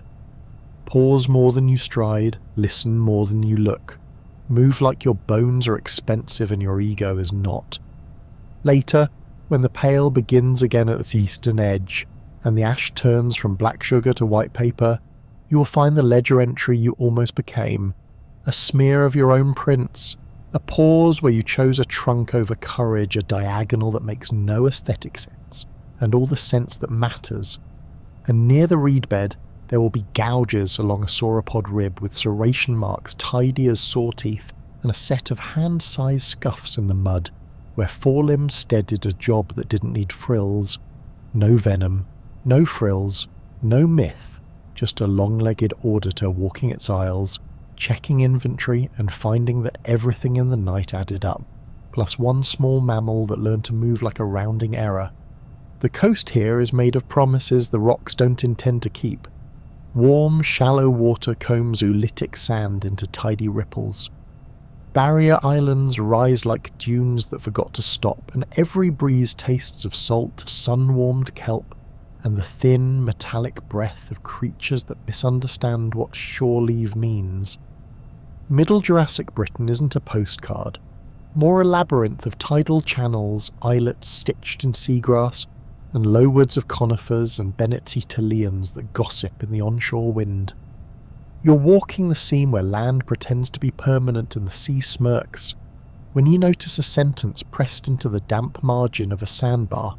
3 toes, deep pads, long central digit, claw tips etching commas at the ends. The stride is neither the skitter of some bird-like nobody, nor the bulldozer punctuation of a later tyrant. It's confident. It's heavy enough to persuade the substrate. It says, a megalosaur is clocking in. You heard of this one in another life, under softer lighting. First dinosaur ever christened with a proper name. Back then, very serious men pictured it waddling on all fours with the world-weary dignity of a gouty dragon. They wrote papers. Someone even mistook a fossil for a human's embarrassing anatomy. Time is a comedy that ends with teeth. Out here, the introductions are shorter. The animal announces itself by editing brush that used to exist now doesn't. Shadows rearrange and then the head clears the grass. Megalosaurus is honest work. Not sleek like the Jurassic sprinters, not overbuilt like the late-game bone crushers, just the middle Jurassic's reliable solution to meat moves around. 8-ish meters if you're unlucky, a ton that doesn't apologise for itself, and a skull that reads like a toolbox. The snout is deep where it needs to be, the jaws rimmed in laterally compressed teeth with serrations so fine they gossip in crosslight. Not a vice, a saw. Bite, pull, Let physics and hemoglobin collaborate. Forelimbs. The fossils don't flatter us with completeness, but the family tells on itself. 3-fingered hands that weren't decorative. Good for bracing, raking, holding the world still while the head writes an ending. The tail is a ruled line of balance long enough to correct every bad idea instantly. The hips carry the budget, and the feet, digitigrade springs, whisper, I don't sprint often, but when I do you remember. You are on an island that isn't, one of 100 shoals and ridges that go from dry to not dry whenever the moon feels clever. That means a particular kind of hunting. Out on the open flats, everything can see everything else and the horizon eats cowards. On the margins, where the scrub meets the sand, where rack lines tangle your ankles, where drift logs lie in ambush as much as predators do, angles multiply. Angles are how you live. Wind matters. Your scent is a clumsy broadcast of mammal honesty, and for the moment the onshore breeze smears it over the flats toward an audience that includes waders with patience disorders and crocodilomorphs that think etiquette is a physics problem. Good. Keep it off the woodline. The megalosaur is patrolling parallel to the shore in lazy S-curves, sampling air the way a careful reader samples a paragraph. It isn't roaring. Roaring is theatre. Theatre is for mating or ownership or movies. Eating is quiet. It pauses at the slate-lipped edge of a channel where the tide scours a bite out of the sand. The head tips. That's when you see how the skull is built to take liberties. Arches and struts that shed stress into the neck. Midface that can tolerate the mischief of twisting. Hatchet feeding has a way of turning into a bar argument in museums, but the mechanics read plain. Bite, wrench, repeat. It doesn't need to crush, it needs to open. You remember the early illustrations, elephantine lizard in a waistcoat, and try not to laugh out loud at a time like this. What does it want today? The menu is a buffet written in tracks. Stubby-toed ornithopods dithering at the water's edge. A small stegosaur relative scribbling 4-toed hindprints with plate shadow stenciled on the sand. Juvenile sauropods leaving coffee saucer pocks among the saltwort. Fish flash in the shallows, but that's appetizer stuff, and this animal's here for entrees that hesitate. You've got 2 surpluses, cover and curiosity. Do not donate the second to the first. You break line of sight without drama, drifting into scrub where the off-white trunks of conifers tilt like old spears. The ground changes languages every metre, firm crust that pops like sugar, then ankle-deep soup, where the last tide smuggled in silt and forgot it, then mats of dead needles that squeak when you put weight on them. This is perfect. Ambush likes quiet, but it hates complication, and your entire survival plan is to become a walking complication the size of one person. Footsteps behind you, no, that's romance. This one moves as if the ground owes it favours. What you hear is what the substrate says afterward. A small slump where a toe packed damp sand. A hush where a fern gave up on the idea of vertical and curled. The politely suppressed crack of a salt crust reconsidering its integrity. The animal doesn't need to sneak. It just needs to never have to run fast for long. You spot the ladder you're always surprised to find. A drift log pitched against a living trunk in a climbable angle, bark scabbed by storms into something fingers can trust. 2 meters up, the tree forks into a cradle just big enough for the mess you call your life. You take it. The trunk hums with your ribs. Below, the megalosaur filters into the clearing with the patience of administrative evil. Up close it's less monster than competence, papery scars along the snout where teeth met bone that wasn't on the day's agenda. Shallow pits near the brow where blood vessels once laced under keratin. Enamel edges scuffed in honest work. Everyone loves to look at teeth. Teeth are advertising, hips tell the truth. The pelvis doesn't drop, the tail stiffens just a breath. It's not committing, it's evaluating. The forelimbs flex, little arcs that say, if I need a third point of contact, I have one. The head lifts and reads your smell like it's a marginal note in a book it has already mastered. You are not a priority. You are at best a curiosity with opinions about gravity. On the flats, gull-sized pterosaurs throw tantrums in the thermals. In the shallows, a crocodilomorph performs a slow idea. The megalosaur tracks none of it with urgency. It's learned this shoreline the way sailors learn reefs, by remembering the names of everything that cut someone once. There are bite marks on bones back in the Stonesfield slate that show serration scallops as neat as zipper teeth. Some belong to animals like you imagine in the brush, some belong to other megalosaurs. The neighbourhood police itself with knives. It orbits the base of your tree because boredom is cheap and mistakes are free to watch. One eye, glossy and impersonal, passes within a metre of your shin. The pupil holds steady, a black coin measuring light and secrets. The jaws open a little, tongue black glossed, breath warm with old choices. Then the mouth closes with the soft click of anatomy reminding you it's a hinge, not a sermon. Wind flips tantrum fast. Your scent drops like a bad rumour into the clearing. The hips dip a hair. The tail ruler lines. Time tightens. You do not run. Running is a press race. You rotate the trunk between you and the line of approach. Keep your weight low, arms locked around wood that will not love you, but might allow you to remain unloved. It tries the first step up the drift log, tests the give with one toe, bails, not because it can't, but because dignity is a survival strategy when you weigh more than the sum of your excuses. A slip here is a limp later, and a mischance when the tide volunteers a juvenile sauropod to the sandbar gods. Something sweeter than you slides down the breeze. Iron and fat and the sugar rot that means work that has already been done by someone else. The head turns, the calculation resets. You drop 3 places in the queue, it doesn't leave you immediately. It performs the ritual of predators that live long, checks the angles, the exits, the wind, the ground, logs the tree in an inventory that will include climbable by idiot mammal, not by me at a profit, return later if necessary. Then it flows out of the clearing without looking like it's moving. You count.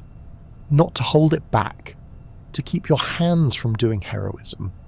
You climb down when numbers lose meaning, and the tide has shifted the light, and even then you move like a rumour trying not to be believed. The strategy you chose earlier, skirting woodland fringe instead of skylighting across open meadow, saves you twice in the next 10 minutes.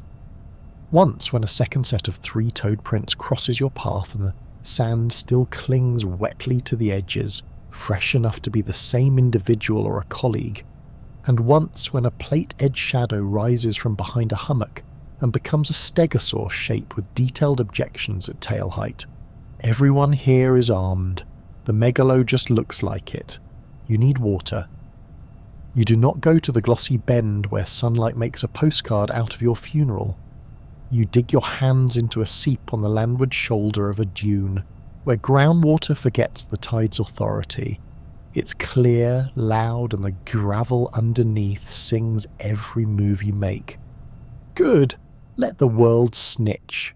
You drink and it tastes like limestone and relief and a promise you'll break tomorrow. Back along the fringe, you find a track you almost step into. Megalosaurus again. This time crisp enough to show pad contours, the central toe print just a little longer, the claw tips knifed into the mud with petty precision. You do the human thing and measure yourself the stupid way. Boot inside the print. Your toes pause a full handspan short of the claw marks. Your heel floats in the pad like a child pretending to swim. You step out and scuff the edges because you owe nothing to any future animal that reads. The woods deliver a sermon in low tones. Insects at knee height, needles sighing, distant thud of something large negotiating a route it didn't respect. You take the advice from the earlier version of you, the one who left the short chapter note in your head about avoid meadow edges, and you don't cut across the pretty open space that screams shortcut. Open is silhouette. Silhouette is clarity. Clarity is a menu. You move in diagonals, refusing the orthodoxy of straight lines.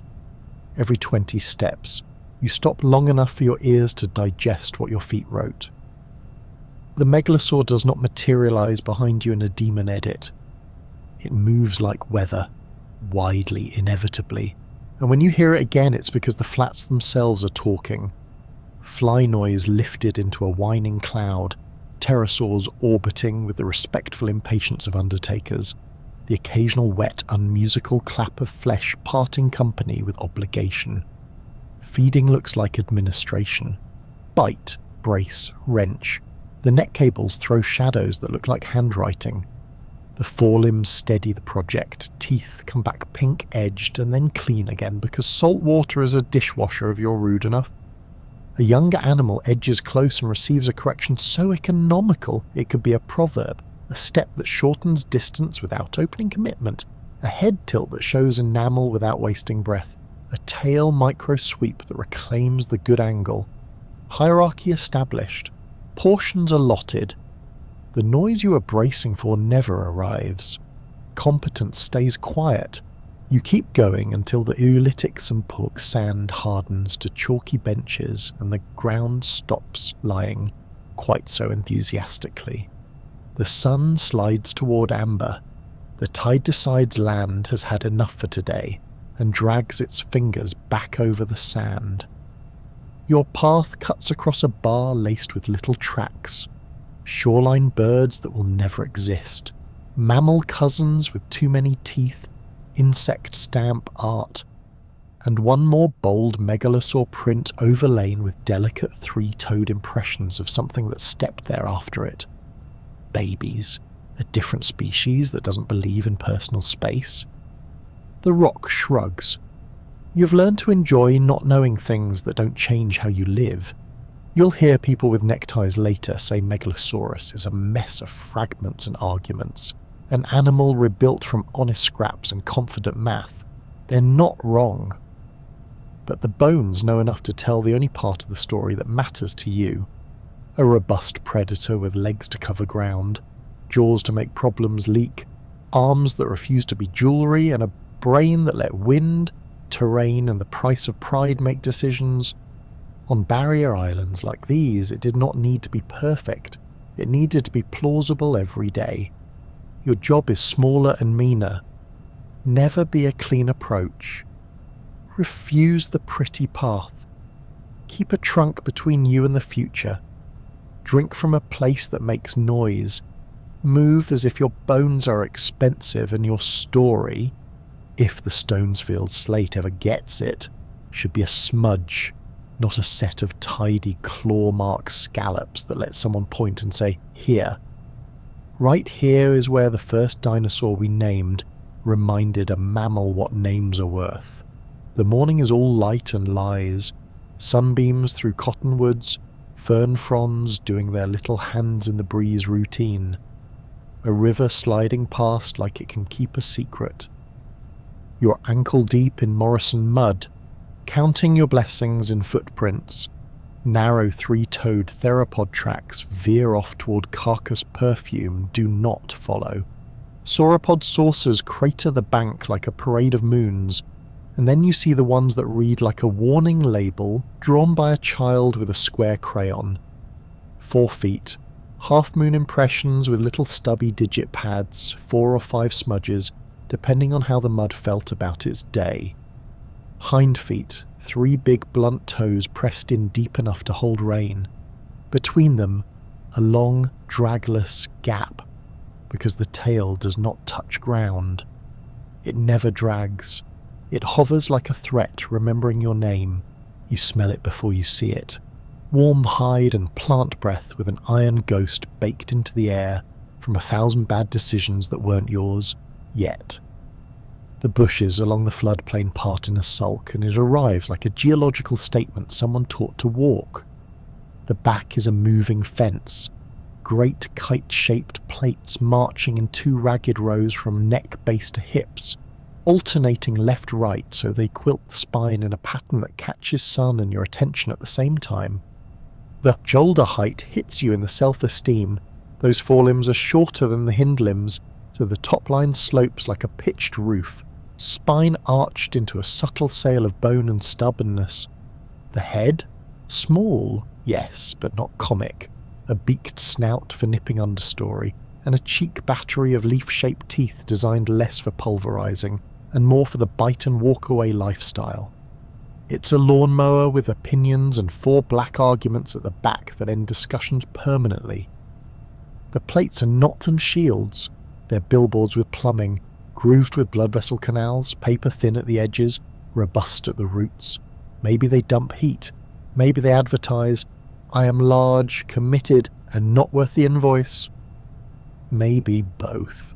Whatever they're for, they force your human eyes to pay attention exactly where you shouldn't, because the real sermon is happening a meter behind the hips.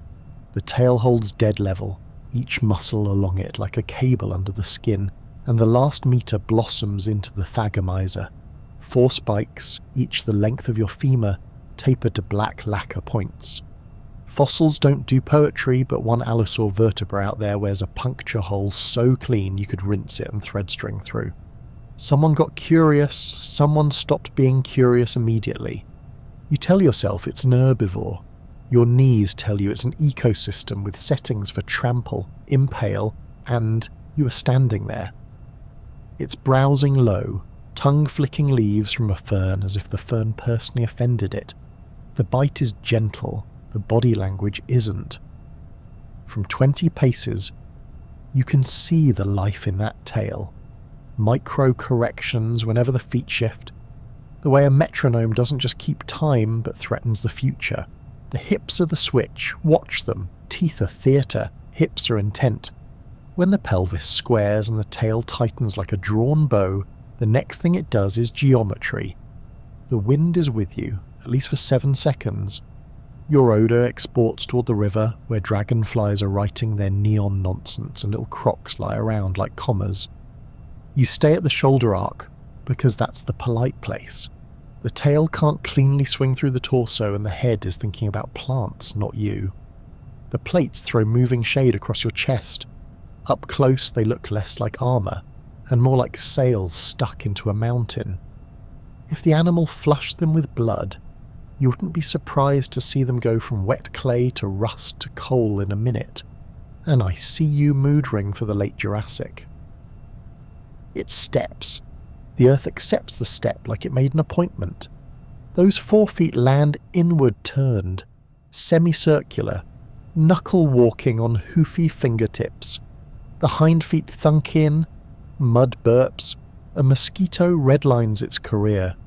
You move with a humility that offends no one, except that a horsefly mistakes you for the softer option and writes its signature on your neck. The flinch you barely indulge becomes a syllable the stegosaur reads as punctuation. The hips lock, the tail lifts a hair and freezes in princely disapproval. You are now standing in a pie-shaped space behind the animal, the exact wedge of air where bad ideas go to die. Do not twitch, the swing will not be a baseball bat arc. It will be a whip crack that happens to weigh more than your future. The spikes will pass through where you are in a meter to either side of it. If you must move, move perpendicular to that line, toward the shoulder, into the place where the body blocks the tail's perfect circle. You don't move. You become a shrub. You prey like a mammal. The tail doesn't swing this time. It holds a tableau that says, "I am aware, and I have rehearsed." The pelvis unlocks. The spikes whisper away their threat. The plates shimmer with heat. It goes back to demolishing ferns like a bored noble snacking between trials. Your legs absorb all the lactic acid in the world. The river adds a subplot. From downwind, where carrion perfume soaps the sunlight, a pair of allosaurs slide between cottonwoods, like bad news trying to be quiet. They aren't a pack. They're a coincidence with teeth. Stegosaur smell is food adjacent, Things that browse die near water, things that hunt check the water. The water keeps stories on file. The first allosaur sees the same billboard you do and recalculates in real time, not from the rear, not today. It ghosts around for the shoulder, where even a sledgehammer tail needs more time to angle. The second decides the smart money is on waiting for someone else to make a mistake. The stegosaur knows it is alive because other things want to change that. It doesn't roar, it adjusts. The front half keeps pretending the world is edible. The back half goes to DEFCON. Plates steepen. The tail lifts to line with the spine. The hips widen into a stance you would call sumo if you weren't busy being a leaf. It pivots with a 3-beat shuffle that turns the rear arc into a wall of maybe. The allosaur peels off, tail correcting, dignity intact. You feel a very dark gratitude for being made of calories the carnivores aren't budgeting for right now. You can't leave yet. Every path you can take intersects a diagram of tail swing and panic sprint, and panic sprints end with your intestines complaining about daylight. So you wait. Stegosaurus walks not like a cow, but like a siege engine someone taught how to dodge, 4 feet deliberate, hind feet shoving the world 5 centimeters backward with each push. The head dips to a patch of horsetails, scissoring them with that beak. It may swallow stones later to help with the polite lie it tells its gut about chewing. The brain? Small, yes, plugged into a spine that once fooled 19th century egos into imagining a second brain in the hips. There is no extra brain. There's a glycogen reservoir, like a camel hump for neurons. What it has is enough. Eyes that know angles and movement, muscles that make arguments, and a tail that ends them. Your exit presents itself in the most dinosaur way possible. The sudden, offended bellow of a second stegosaur uphill, followed by the sound of plates sword fighting with air. Territorial? Mating? A disagreement about which bush is spiritually fulfilling? You won't learn stegosaur politics today, you will use them. The one near you freezes, levers those spikes toward the noise, and forgets you exist like a celebrity forgets taxis. The tail clears the path you need, shoulder side, around the front, out of the cone of consequence. You move the way sand moves in a light breeze, present but not invested. Each step finds unfriendly footing on purpose. Roots, fallen branches, slick clay, because you would rather be punched by physics than skewered by policy. You slip into a narrow wash where the banks pinch a predator's appetite and an herbivore's turning radius into something that makes accountants frown. The stumbling you do down the wash will be funny later. If there is a later. Noise from behind, a thwack so meaty it rearranges your organs from memory. You don't look. You know the headline. An allosaur tested a limit and got reminded what limits are for. The air glitters a second later with flies having a religious experience. The laughter that tries to climb out of your throat is the hysterical kind. You swallow it. Do not be interesting. The wash opens into a bench of sun-baked mudstone cracked into polygons like a map. In one, the impression of a stegosaur hindfoot sits perfect, a 3-toed crater with skin, dimples crisp as yesterday.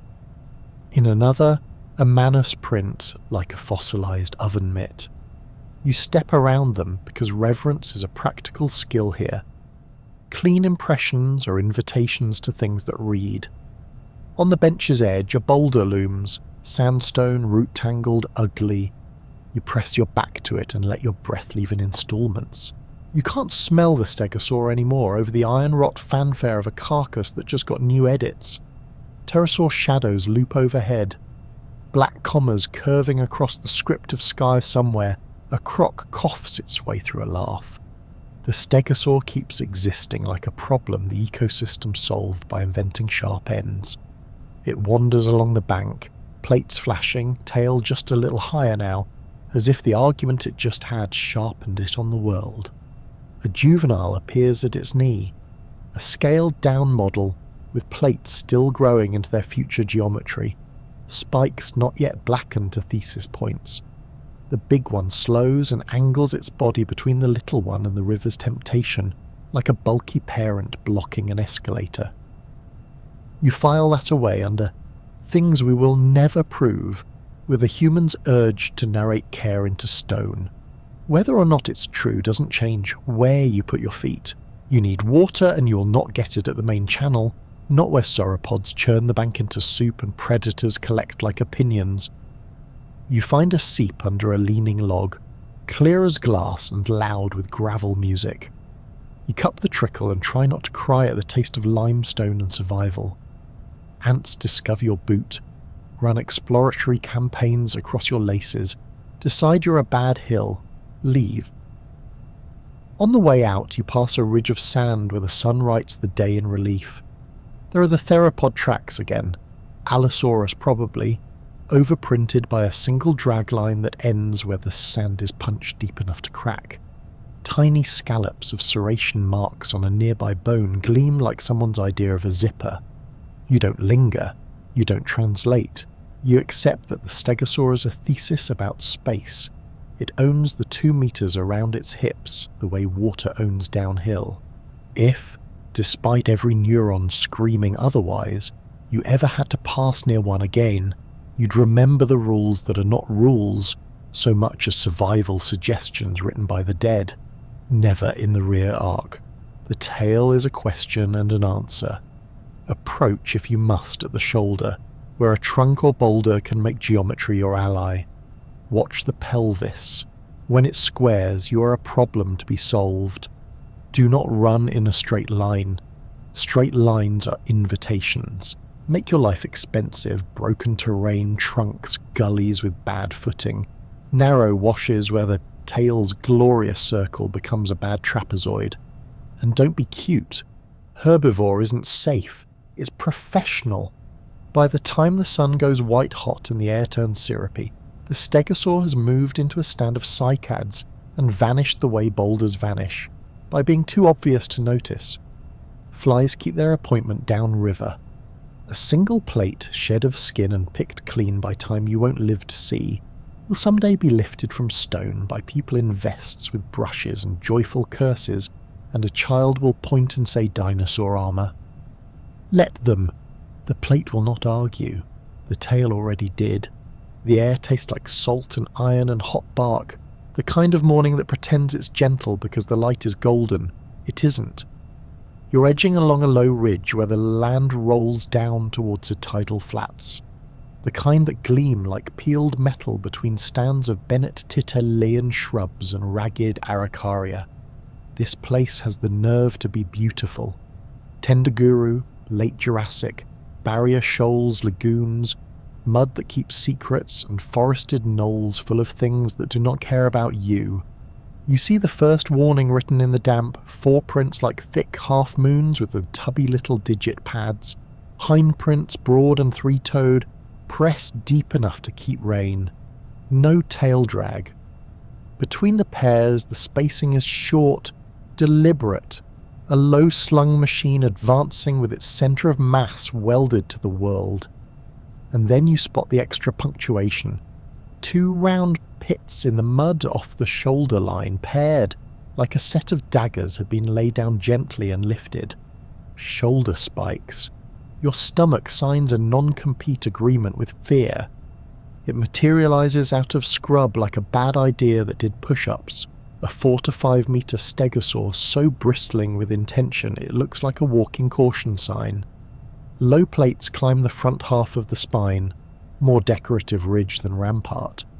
Then the silhouette breaks into spines, true spikes, marching down the back in cruel, clean geometry. Over the shoulders jut 2 longer lances angled just so, as if designed specifically to ruin anyone's plan to slip past politely. The tail hangs level, heavy cables under the skin pulling it into a perfect line with the hips. At the end, another bouquet of spikes, longer, darker, lacquered by the morning, waits without moving and somehow feels more active than most animals you've ever met. Kentrosaurus doesn't perform, it edits space, head low, beak nips at seed ferns and horsetails, little leaf-shaped teeth processing the understory in an absent-minded, efficient way. Forelimbs shorter than hindlimbs give the top line a forward pitch. The whole body reads like a loaded spring dragged through a hedge. The plates, thin, vascular, probably heat-playing billboards, catch the sun and throw it back in shifting banners. But you already know not to stare at banners when a whole hardware store is attached to the rear. Everyone always relaxes at herbivore. It's the silliest word you can say within 10 meters of a tail like this. The thing is smaller than its famous American cousin, yes, but tighter, nervier, faster where it matters, lower mass, shorter lever arms, less inertia to argue with. That tail can arc from resting to solve with a violence you can't reconcile with quiet plants. And those shoulder spikes, they are not ornaments, they're a policy about lane discipline. You keep the wind in your cheekbones and angle toward high ground because being below anything with gravity and opinions is a life choice. The scrub here is treacherous, cycad crowns prodding your shins, fallen Araucaria branches trying to become ankle bracelets, termite hummocks disguised as innocent shadows. Perfect. You want the world to be inconvenient. Kentrosaurus is built to punish clean approaches. You will give it only ugly ones. It hears you before it scents you, the papery crunch of needle litter, the clack of a pebble dislodged, the hiss of your balance arguing with a slope. The head doesn't lift. The hips do something microscopic. The tail rises a hair, like a pen lifted from a page mid-word. Teeth are advertising, hips are intent. The tail is sentence structure. You freeze because evolution built your brakes better than your gas pedal. The shoulder spikes angle a whisper outward as the thorax rotates. Not a lunge, just a quiet reorientation to make sure anything dumb enough to pass that way meets tutoring. The plates shade from pale clay to something russet as blood moves under skin. Maybe it's thermoregulation, maybe it's a mood ring. Either way, your every endocrine gland writes an email titled resign. It takes a step. Forefoot lands inward, knuckle walking on thick fingers. Hindfoot plants with a confident shove that persuades ground to cooperate. The tail never wobbles. You edge sideways, never back, never into the tail's cone, toward a blown-over trunk that leans against a living tree in a climbable A-frame. You've learned the religion of verticals. 2 meters up in the fork, bark in your palms, you become a sermon about immobility. It comes within 3 body lengths and does not look up because it doesn't need to. The nostrils flare, the plates breathe colour, the tail's vertebrae make a long, quiet line of geometry in the air. A dragonfly makes the mistake of existing. It zips past your face and vanishes over the animal's back. The tail twitches once in an absent correction that nearly empties your soul. Downwind, the flats cough up another chapter. The meat-sweet reek of something that failed a test. Pterosaurs scribble black parentheses above the sheen. A crocodilomorph does a lower opinion in the shallows. You do not look. Looking is a species of confession. You watch the hips instead, the pelvis unlocks. The tail lowers, the plates dull a shade.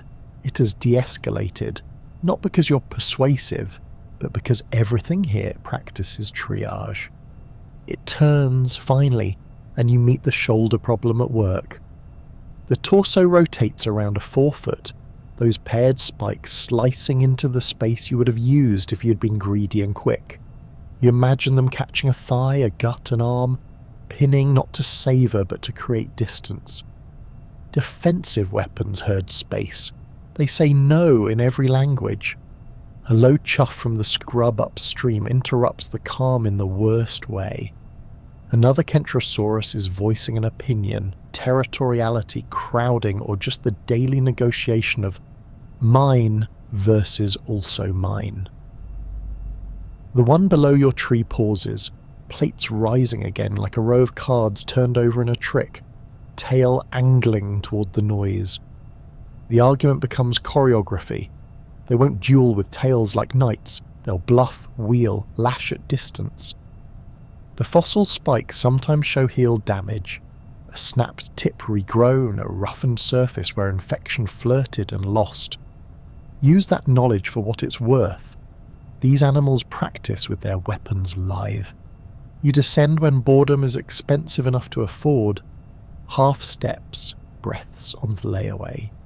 You keep the trunk between your soft parts in any conceivable arc, and then you do the only thing that keeps people alive more than luck. You refuse every pretty line, not across the open fan of clean clay, not along the ridge crest that would silhouette you like a menu item. You drop into a shallow gully that makes big bodies curse softly in whatever language bones speak, and you move through it like you mean it. The gully kinks and gifts you a view you did not order. On the bench to your right, a juvenile, plates like nubs, tail spikes still growing into their future, practicing the serious art of eating ferns. The adult with it, bigger than to your earlier friend, plates darker, keeps the shoulder spikes angled toward the world and the tail a bad promise under tension. The little one strays 3 steps. The big one blocks with a sidestep precise as arithmetic.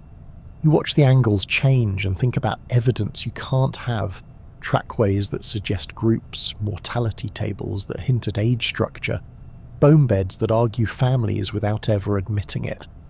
Maybe it's parenthood. Maybe it's accidents clustering like weather.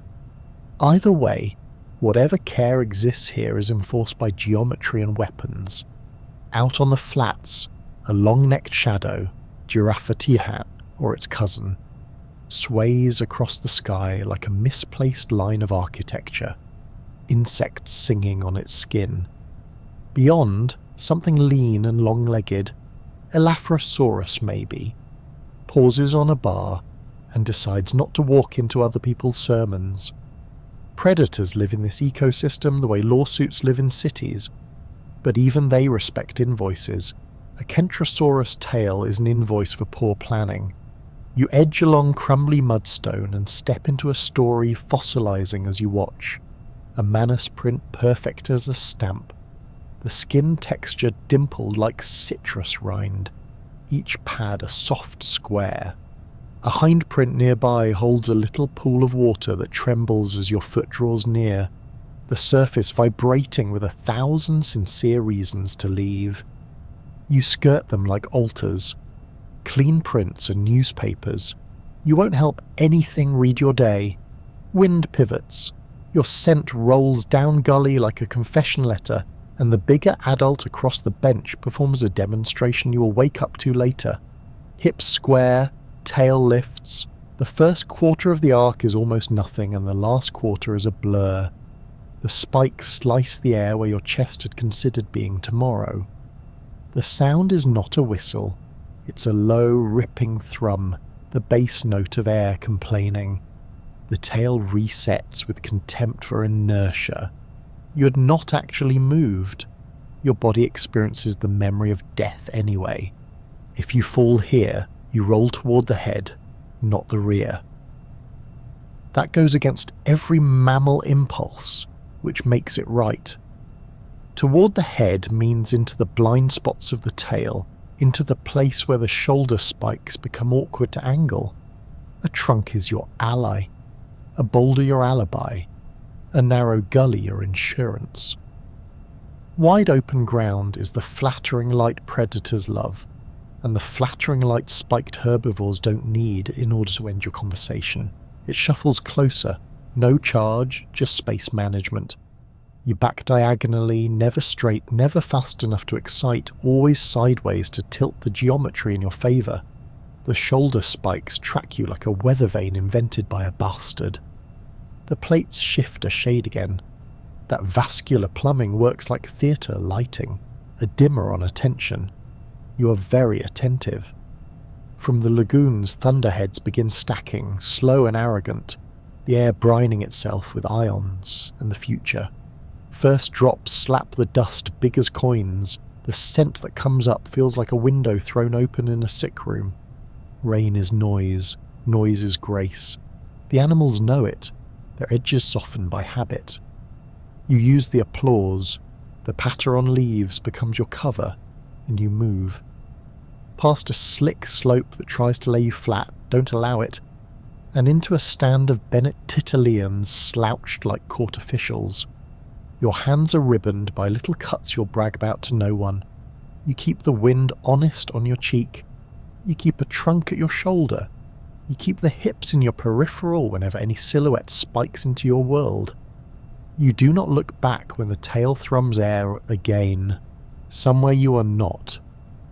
Down by the flats, the world changes channel.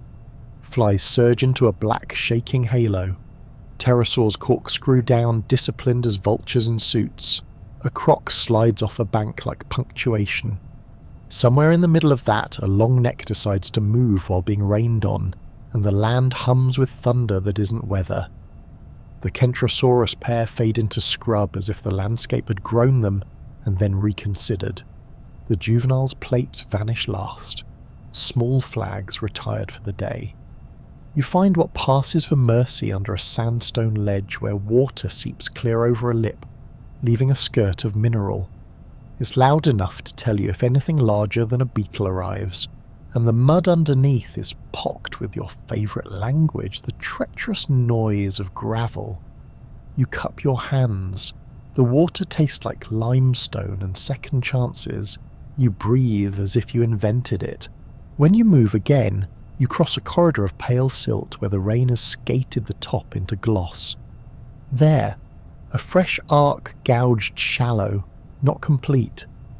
The kind of near swing that says correction rather than decision.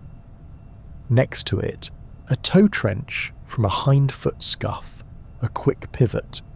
The trackway runs along the bench and then drops into brush where prints turn to smears and smears into rumour. You let it. The stone in a few hundred millennia will make an honest guess. It doesn't need your annotations. If you're making yourself rules, you'll actually remember. Write them like this and keep them short. Never step into the rear pie slice of air behind a spiked herbivore. And never forget that the pie is bigger than you think. The tail isn't heavy, it's leveraged. The first motion is the last warning. The second is your epitaph. Shoulder spikes are there to punish cleverness. Don't be clever, be distant. Put trunks and boulders between your meat and their geometry. Move diagonally, never straight. If it bluff charges, don't fall. Falling turns you into a problem solved by gravity and steel. If you must fall, fall toward the head. The tail is a circle in love with itself. The head is a hinge that can't follow everywhere. Drink where gravel talks. Leave no clean stories in mud. Make your existence a cost centre. The storm spreads its grey wings over the lagoon and closes the day down to a humming room. You throw one glance, not back but sideways, the way criminals look at doorways, across the worked surface of the flats. A line of plates and spikes ripples briefly in the rain, then dissolves into the green. It's almost kind the way the weather erases, not for your sake. For the book the land keeps of itself, today you are a missing page. Keep it that way. The light never commits. It just hovers, blue, then pewter, then a pale coin trying to buy its way through cloud. You're in a forest that forgot it's near a pole. Low conifers like dark candelabras. Ginkgos holding fan leaves that flash like fish scales. Waist-high horsetails chewing on every wet bit of ground. The air smells like cold resin and wet basalt, a volcanic aftertaste that tells you the world is busy underneath your feet. It isn't snowing. This is not postcard Antarctica. It's early Jurassic, cool, damp and seasonal. The kind of place where frost bites the world at night, then the sun apologises without really meaning it. You find the first hint of your mistake in a swale where water has sulked all week. There, 3 toes pressed into dark silt with claw tips slicing neat commas at the ends. The stride is long enough to embarrass your hamstrings, not just a tyrant. Long, but confident. Between prints, an almost invisible line of belly feathers, No, not feathers, you fool leaf shadows. You breathe. Then you see the second sign, a faint scuff where something tall turned its head while stepping. How do you read that in mud? Because the next step is deeper, and the toe angle changed a hair. Animals write their biographies in substrate. You just never like their prose until now. It announces itself the way predators do when they don't need to prove anything by removing scenery. A tree shadow folds the wrong way. A stand of club moss remembers it has knees. The air decides to carry meat instead of mist. Head first. Long, low, and rimmed in serrations that look polite until you imagine them deciding. Then the hairdo. A thin, transversely cresting blade of bone, sweeping across the skull like a pompadour, someone lacquered with contempt. The nickname you were warned not to say out loud, Elvisaurus, bounces through your brain and you love it until you realise that crest isn't for you. It's for things its size that make eye contact and want to argue about rights of way. Cryolophosaurus is larger than a rumour and smaller than the bad dreams your childhood had about T-Rex. Call it 6, maybe 7 metres of don't mistake elegance for mercy. The arms aren't decorations, 3 hard curved claws with a vestigial 4th digit sulking at the margin. The legs read like engineering drawings, long shins, long metatarsals, elastic tendons storing energy you'll never see coming. The tail is aligned so straight it could judge you. The skull? Not a bone crusher. A saw. Flattened, serrated teeth. Bite, wrench, let time and blood do the accounting. That crest? Paper thin at the edges, thicker at the root. Won't take a headbutt. It doesn't have to. It's a billboard that says me specifically. Wind drifts through the trunks, cold as a hand that doesn't like you, and your scent chooses downslope without permission. The head tilts, the crest cuts the dim like a knife through theatre fog. People will argue in later rooms with carpets and PowerPoint about where this thing sits on the family tree. A flashy cusd of Dilophosaurus, an early branch toward the big game hunters to come, something basal but clever. The bones shrug and say yes. The forest says pay attention. It starts walking the way professionals walk when they know everyone in the building owns a calendar. No rush, no announcement. A step, a pause, a quarter turn to open new angles through the trees. It works the air with slits you call nostrils. It works the ground with eyes that overlap just enough to solve distance at speed. Somewhere deeper in the grove, a sauropodomorph blunders, big-footed, teen-aged, and made of choices, then goes quiet. You imagine a bone bed you will never see. Rock, turned into hunger with serration marks tidy as zipper teeth. If this predator didn't make them, someone wearing its smile did. Rules here are weirder than the temperate places you've been pretending you prefer. The sun sits low for long hours, shadows stretch, fray and lie about distances. Dawn lasts too long. Dusk refuses to leave. In seasons when day forgets how to end, prey gets sloppy from confidence. In seasons when night loiters for weeks, prey gets sloppy from fatigue. Either way, something with a pompadour uses the overlap. You retreat into a stand of ginkgos where the fallen leaves carpet the world in brittle fans. Good. Noise maps your life back to you. Quiet is what teeth like best. You keep a trunk between your soft parts and the line of approach, and you watch the hips because teeth are advertising and hips are intent. When the pelvis drops half a rumour and the tail stiffens from ruler to weapon, movement is no longer hypothesis. It follows not because you're important, but because the route you chose is efficient for it. The ground tilts and the soil changes. Ash in one patch, sticky red silt in the next. A seam of rounded stones that tried to be a stream and failed. On the ash, its steps whisper. On the silt, they exhale. On the stones they say nothing, because the metatarsals lay wait with a miser's care. The crest glows where light finds it, then vanishes when the head angles. You imagine another Cryolophosaurus seeing that flash through trunks and deciding whether to be impressed or insulted. You reach a fall. Basalt blocks tumbled like a giant lost interest in architecture. The topmost slab leans into a gnarled conifer at a merciful angle. Ladder.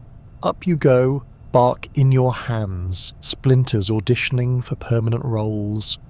The trunk vibrates with your panic. You wedge into a fork where two branches make a V and become an unpersuasive fungus. It arrives and makes silence heavier by adding its own. Up close, the crest is ridiculous in the way only functional things are ridiculous. Thin, delicate, crosswise, a fin of identity bolted to a face built for carnivory. The eyes don't blink often. The mouth doesn't open to threaten. Instead, the nostrils taste your day like a sommelier with opinions. A breeze lets you live by putting yesterday's scent in your place. The head tilts, the calculations rerun. You watch the arms flex a shade, a hint of the way those claws turn flinches into injuries. The claws are not bare tools. They're stabilizers, third points of contact when the skull's busy, but they will open you if asked. It orbits the tree once, tail writing surgical corrections through the understory, crest cutting little fan-shaped shadows on the boles. The moon, poor thin thing, slides out, and the open glade beyond the boulders turns into a mirror. That's the other rule you forgot to tattoo on your lungs. Avoid anything that makes you a silhouette, especially when night reflects itself. Snow isn't king here, but frost on open stone does the same betrayal. Your face shines, your jacket lies. A sound from the left that isn't wind, something like a wet cough yanked short. The head snaps that way with economy bordering on rudeness. The tail answers with a micro sweep. The body says you are now a tab in a browser that just opened a better article. But it doesn't leave. It's too good at the job to forget to log exits and entries. It leans toward your tree, inhaling your unspooled fear, cataloguing branch angles in case tomorrow demands amateur arboriculture. Then it goes, no statement, just a subtraction, and the forest inhales again. Do not move. Afterthoughts kill more people than plans. Time turns to cold honey. Your hands forget warm. A glow, green, faint, dismissive, swims in the upper air where the sky has opinions about particles. Maybe you're watching an aurora try to happen from a world away. Maybe your brain is staging special effects to keep you invested. When small things resume being noisy, crickets with winter coats, a beetle that thinks it invented stealth, you let a breath go and discover it was your last 10. You climb down with the care of an old man carrying soup across an earthquake and slide into uglier country because that's where you belong. By day, the uplands look inviting. Open gravel slopes, thin soils, low shrubs, views that lie to you about how safe distance is. By night they turn traitor. The frost whitens everything. The skylight paints you onto every rock. You stay in the timberline mess. Blown down trunks, fern tangles, basalt fragments that roll a little and then think better of it. You give the world bad angles to work with. It finds you anyway, because being good is a habit. You hear it first as a note you can't name, the subtle discipline of weight placed without apology. You pivot in a way that keeps a trunk on the line of approach and you don't run, because running on a cold slope is a religion that ends with you meeting gravity's lawyer. You slide diagonally, step to step, choosing noisy, choosing complicated, choosing endurance over theatre. The predator mirrors you on a parallel track 30 meters off, moving like arithmetic. It doesn't cut the distance, it trims options. You reach a gully with a little ribbon of water still arguing that it's autumn. Perfect. Gravel that tattles, banks that steal velocity, a floor that keeps receipts. You drop into it. Your feet write your memoir in grinds and sloshes. A minute later, the Cryolophosaurus chooses the rim instead. because dropping into someone else's corridor is a bet you only make if your account is starving. It paces you, head occasionally dropping to test the air that drifts out of your narrow, ugly salvation. Up ahead, a pile of wind-thrown conifers makes a barricade where the gully kinks. Your ladder 2.0. You sling yourself up the lower trunk, wedge into a crotch that was not designed with mammals in mind, and freeze. The predator stops opposite, crest just visible above the rim, a dark fan against grey cloud. It waits, not for you to fall, for certainty to change its price. Downslope, something heavier than you takes a wrong step. A sauropodomorph, the local long-necked teenager who lifted too much leg day and never worked on ankles, materializes at the gully's mouth with a stumble that will be funny to the rocks later. It hesitates in the cold mirror light. That's all the invitation physics needs to write tragedy. The Cryolophosaurus flows off the rim and onto the slope with a pace that insults acceleration. 1, 2, 3 strides. The head comes level, the crest vanishes into the line, the jaws hit in a sideways interrogative that parts breath from plan. No roar, no flourish. A problem is presented, a solution is entered. You do not watch. You unspool from your tree like a last nerve and ghost upstream. The gully narrows until it becomes a slit you must bend to, then crawl, then curse. Good. Predators with long shins despise claustrophobia when their skin is full of urgent math. The cold listens to your breath. The water talks to your boots. Your heart says you are a thief stealing your own tomorrow. You find a seep in a basalt wall, water glass clear and gravel loud. You drink with your hands cupped until your bones stop being a furnace. The taste is stone with a hint of iron, half geology, half suggestion. You rub mud over your jacket in a moment of primitive fashion sense. Shiny kills. The mud eats the light and hands back anonymity. By the time you work around the head of the gully, the forest has started telling other stories. A pterosaur scribbles across the gap between ridges, its wings making a sound like a flag deciding whether to be loyal. A cluster of amphibians complain from a pool that will be ice by dawn. The wind sells you out once, then changes sides. On a scab of tuff, you step into a track crisp enough to print. 3 toes, deep pads, claw trenches, neat. In the heel of it, a smaller, lighter set of 3-toed prints. Not nesting, but overlap. Juvenile following adult. 2 passes hours apart. The rock will lie beautifully about it in another 100 million years. You lift your foot and scuff the margins. Leave no clean stories behind you if you can help it. You creep along the lee of a dolerite rib where the ground is a compromise of needles, pebbles, and bad intentions. The ridge gives you shadow even when the sky tries to pour light on your head. A tangle of horsetails hides a low tunnel under fallen branches, and you belly through it because dignity is for things with home addresses. On the far side, the world opens into a bench, looking down over flats of frost-paled gravel. You crouch behind a ginkgo with leaves like little hands and watch the glow move across the stones like someone turning pages slowly. He appears again on the far side, no introduction now, just a new paragraph. The crest takes a breath of starlight and gives it back with spite. He's not patrolling, he's taking a shortcut you didn't know existed. Maybe the big meal paid already and he's searching for the small change. Tritylodontids with busy faces, Sphenosuchian scuttlers, anything that fits cleanly inside tonight. He stops at a patch of frost and doesn't step onto it because he's not an idiot, and neither is his skeleton. He angles around, keeping to the dark gravel stripes where traction is a promise instead of a suggestion. What do you do now? You use all the boring tricks that never make it into natural history calendars. Keep a trunk at your shoulder. Never present the skyline. Move diagonally, then pause until your blood forgets it's red. Choose ground that makes noise and error for everything. Your noise guides you. Their errors cost them. Guard your heat like it's your last asset.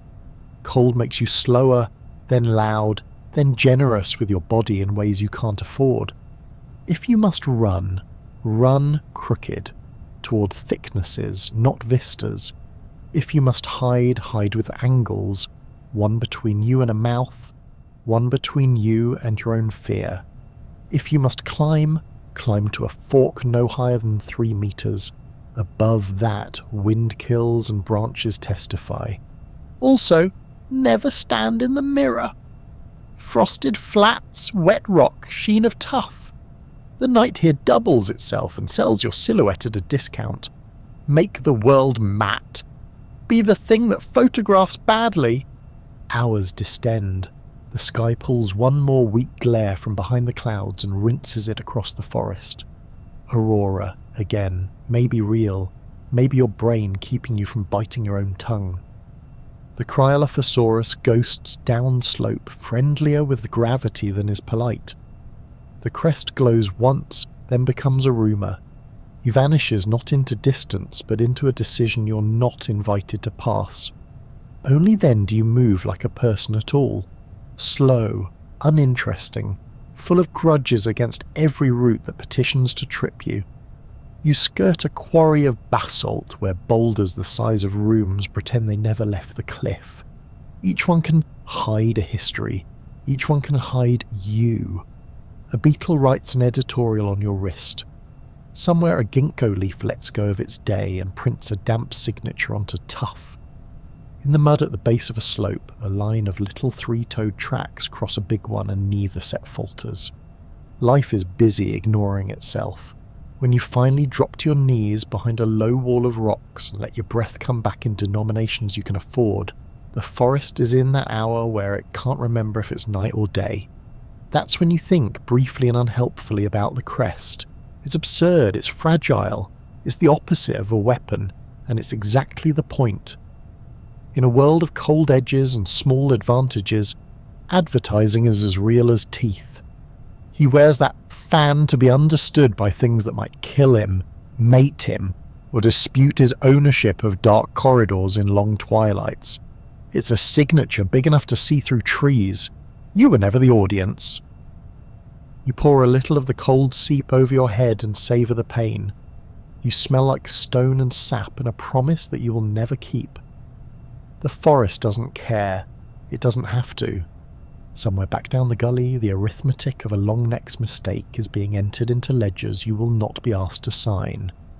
Somewhere upslope, a second crest might flicker behind trunks and decide that the smell on the wind is one of its own, or not.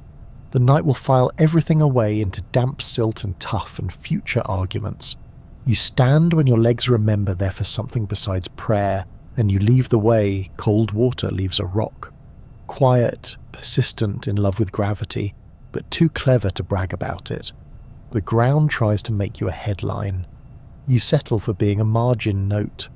The trees count you once and then forget your number. The crest never reappears. That doesn't mean it isn't watching.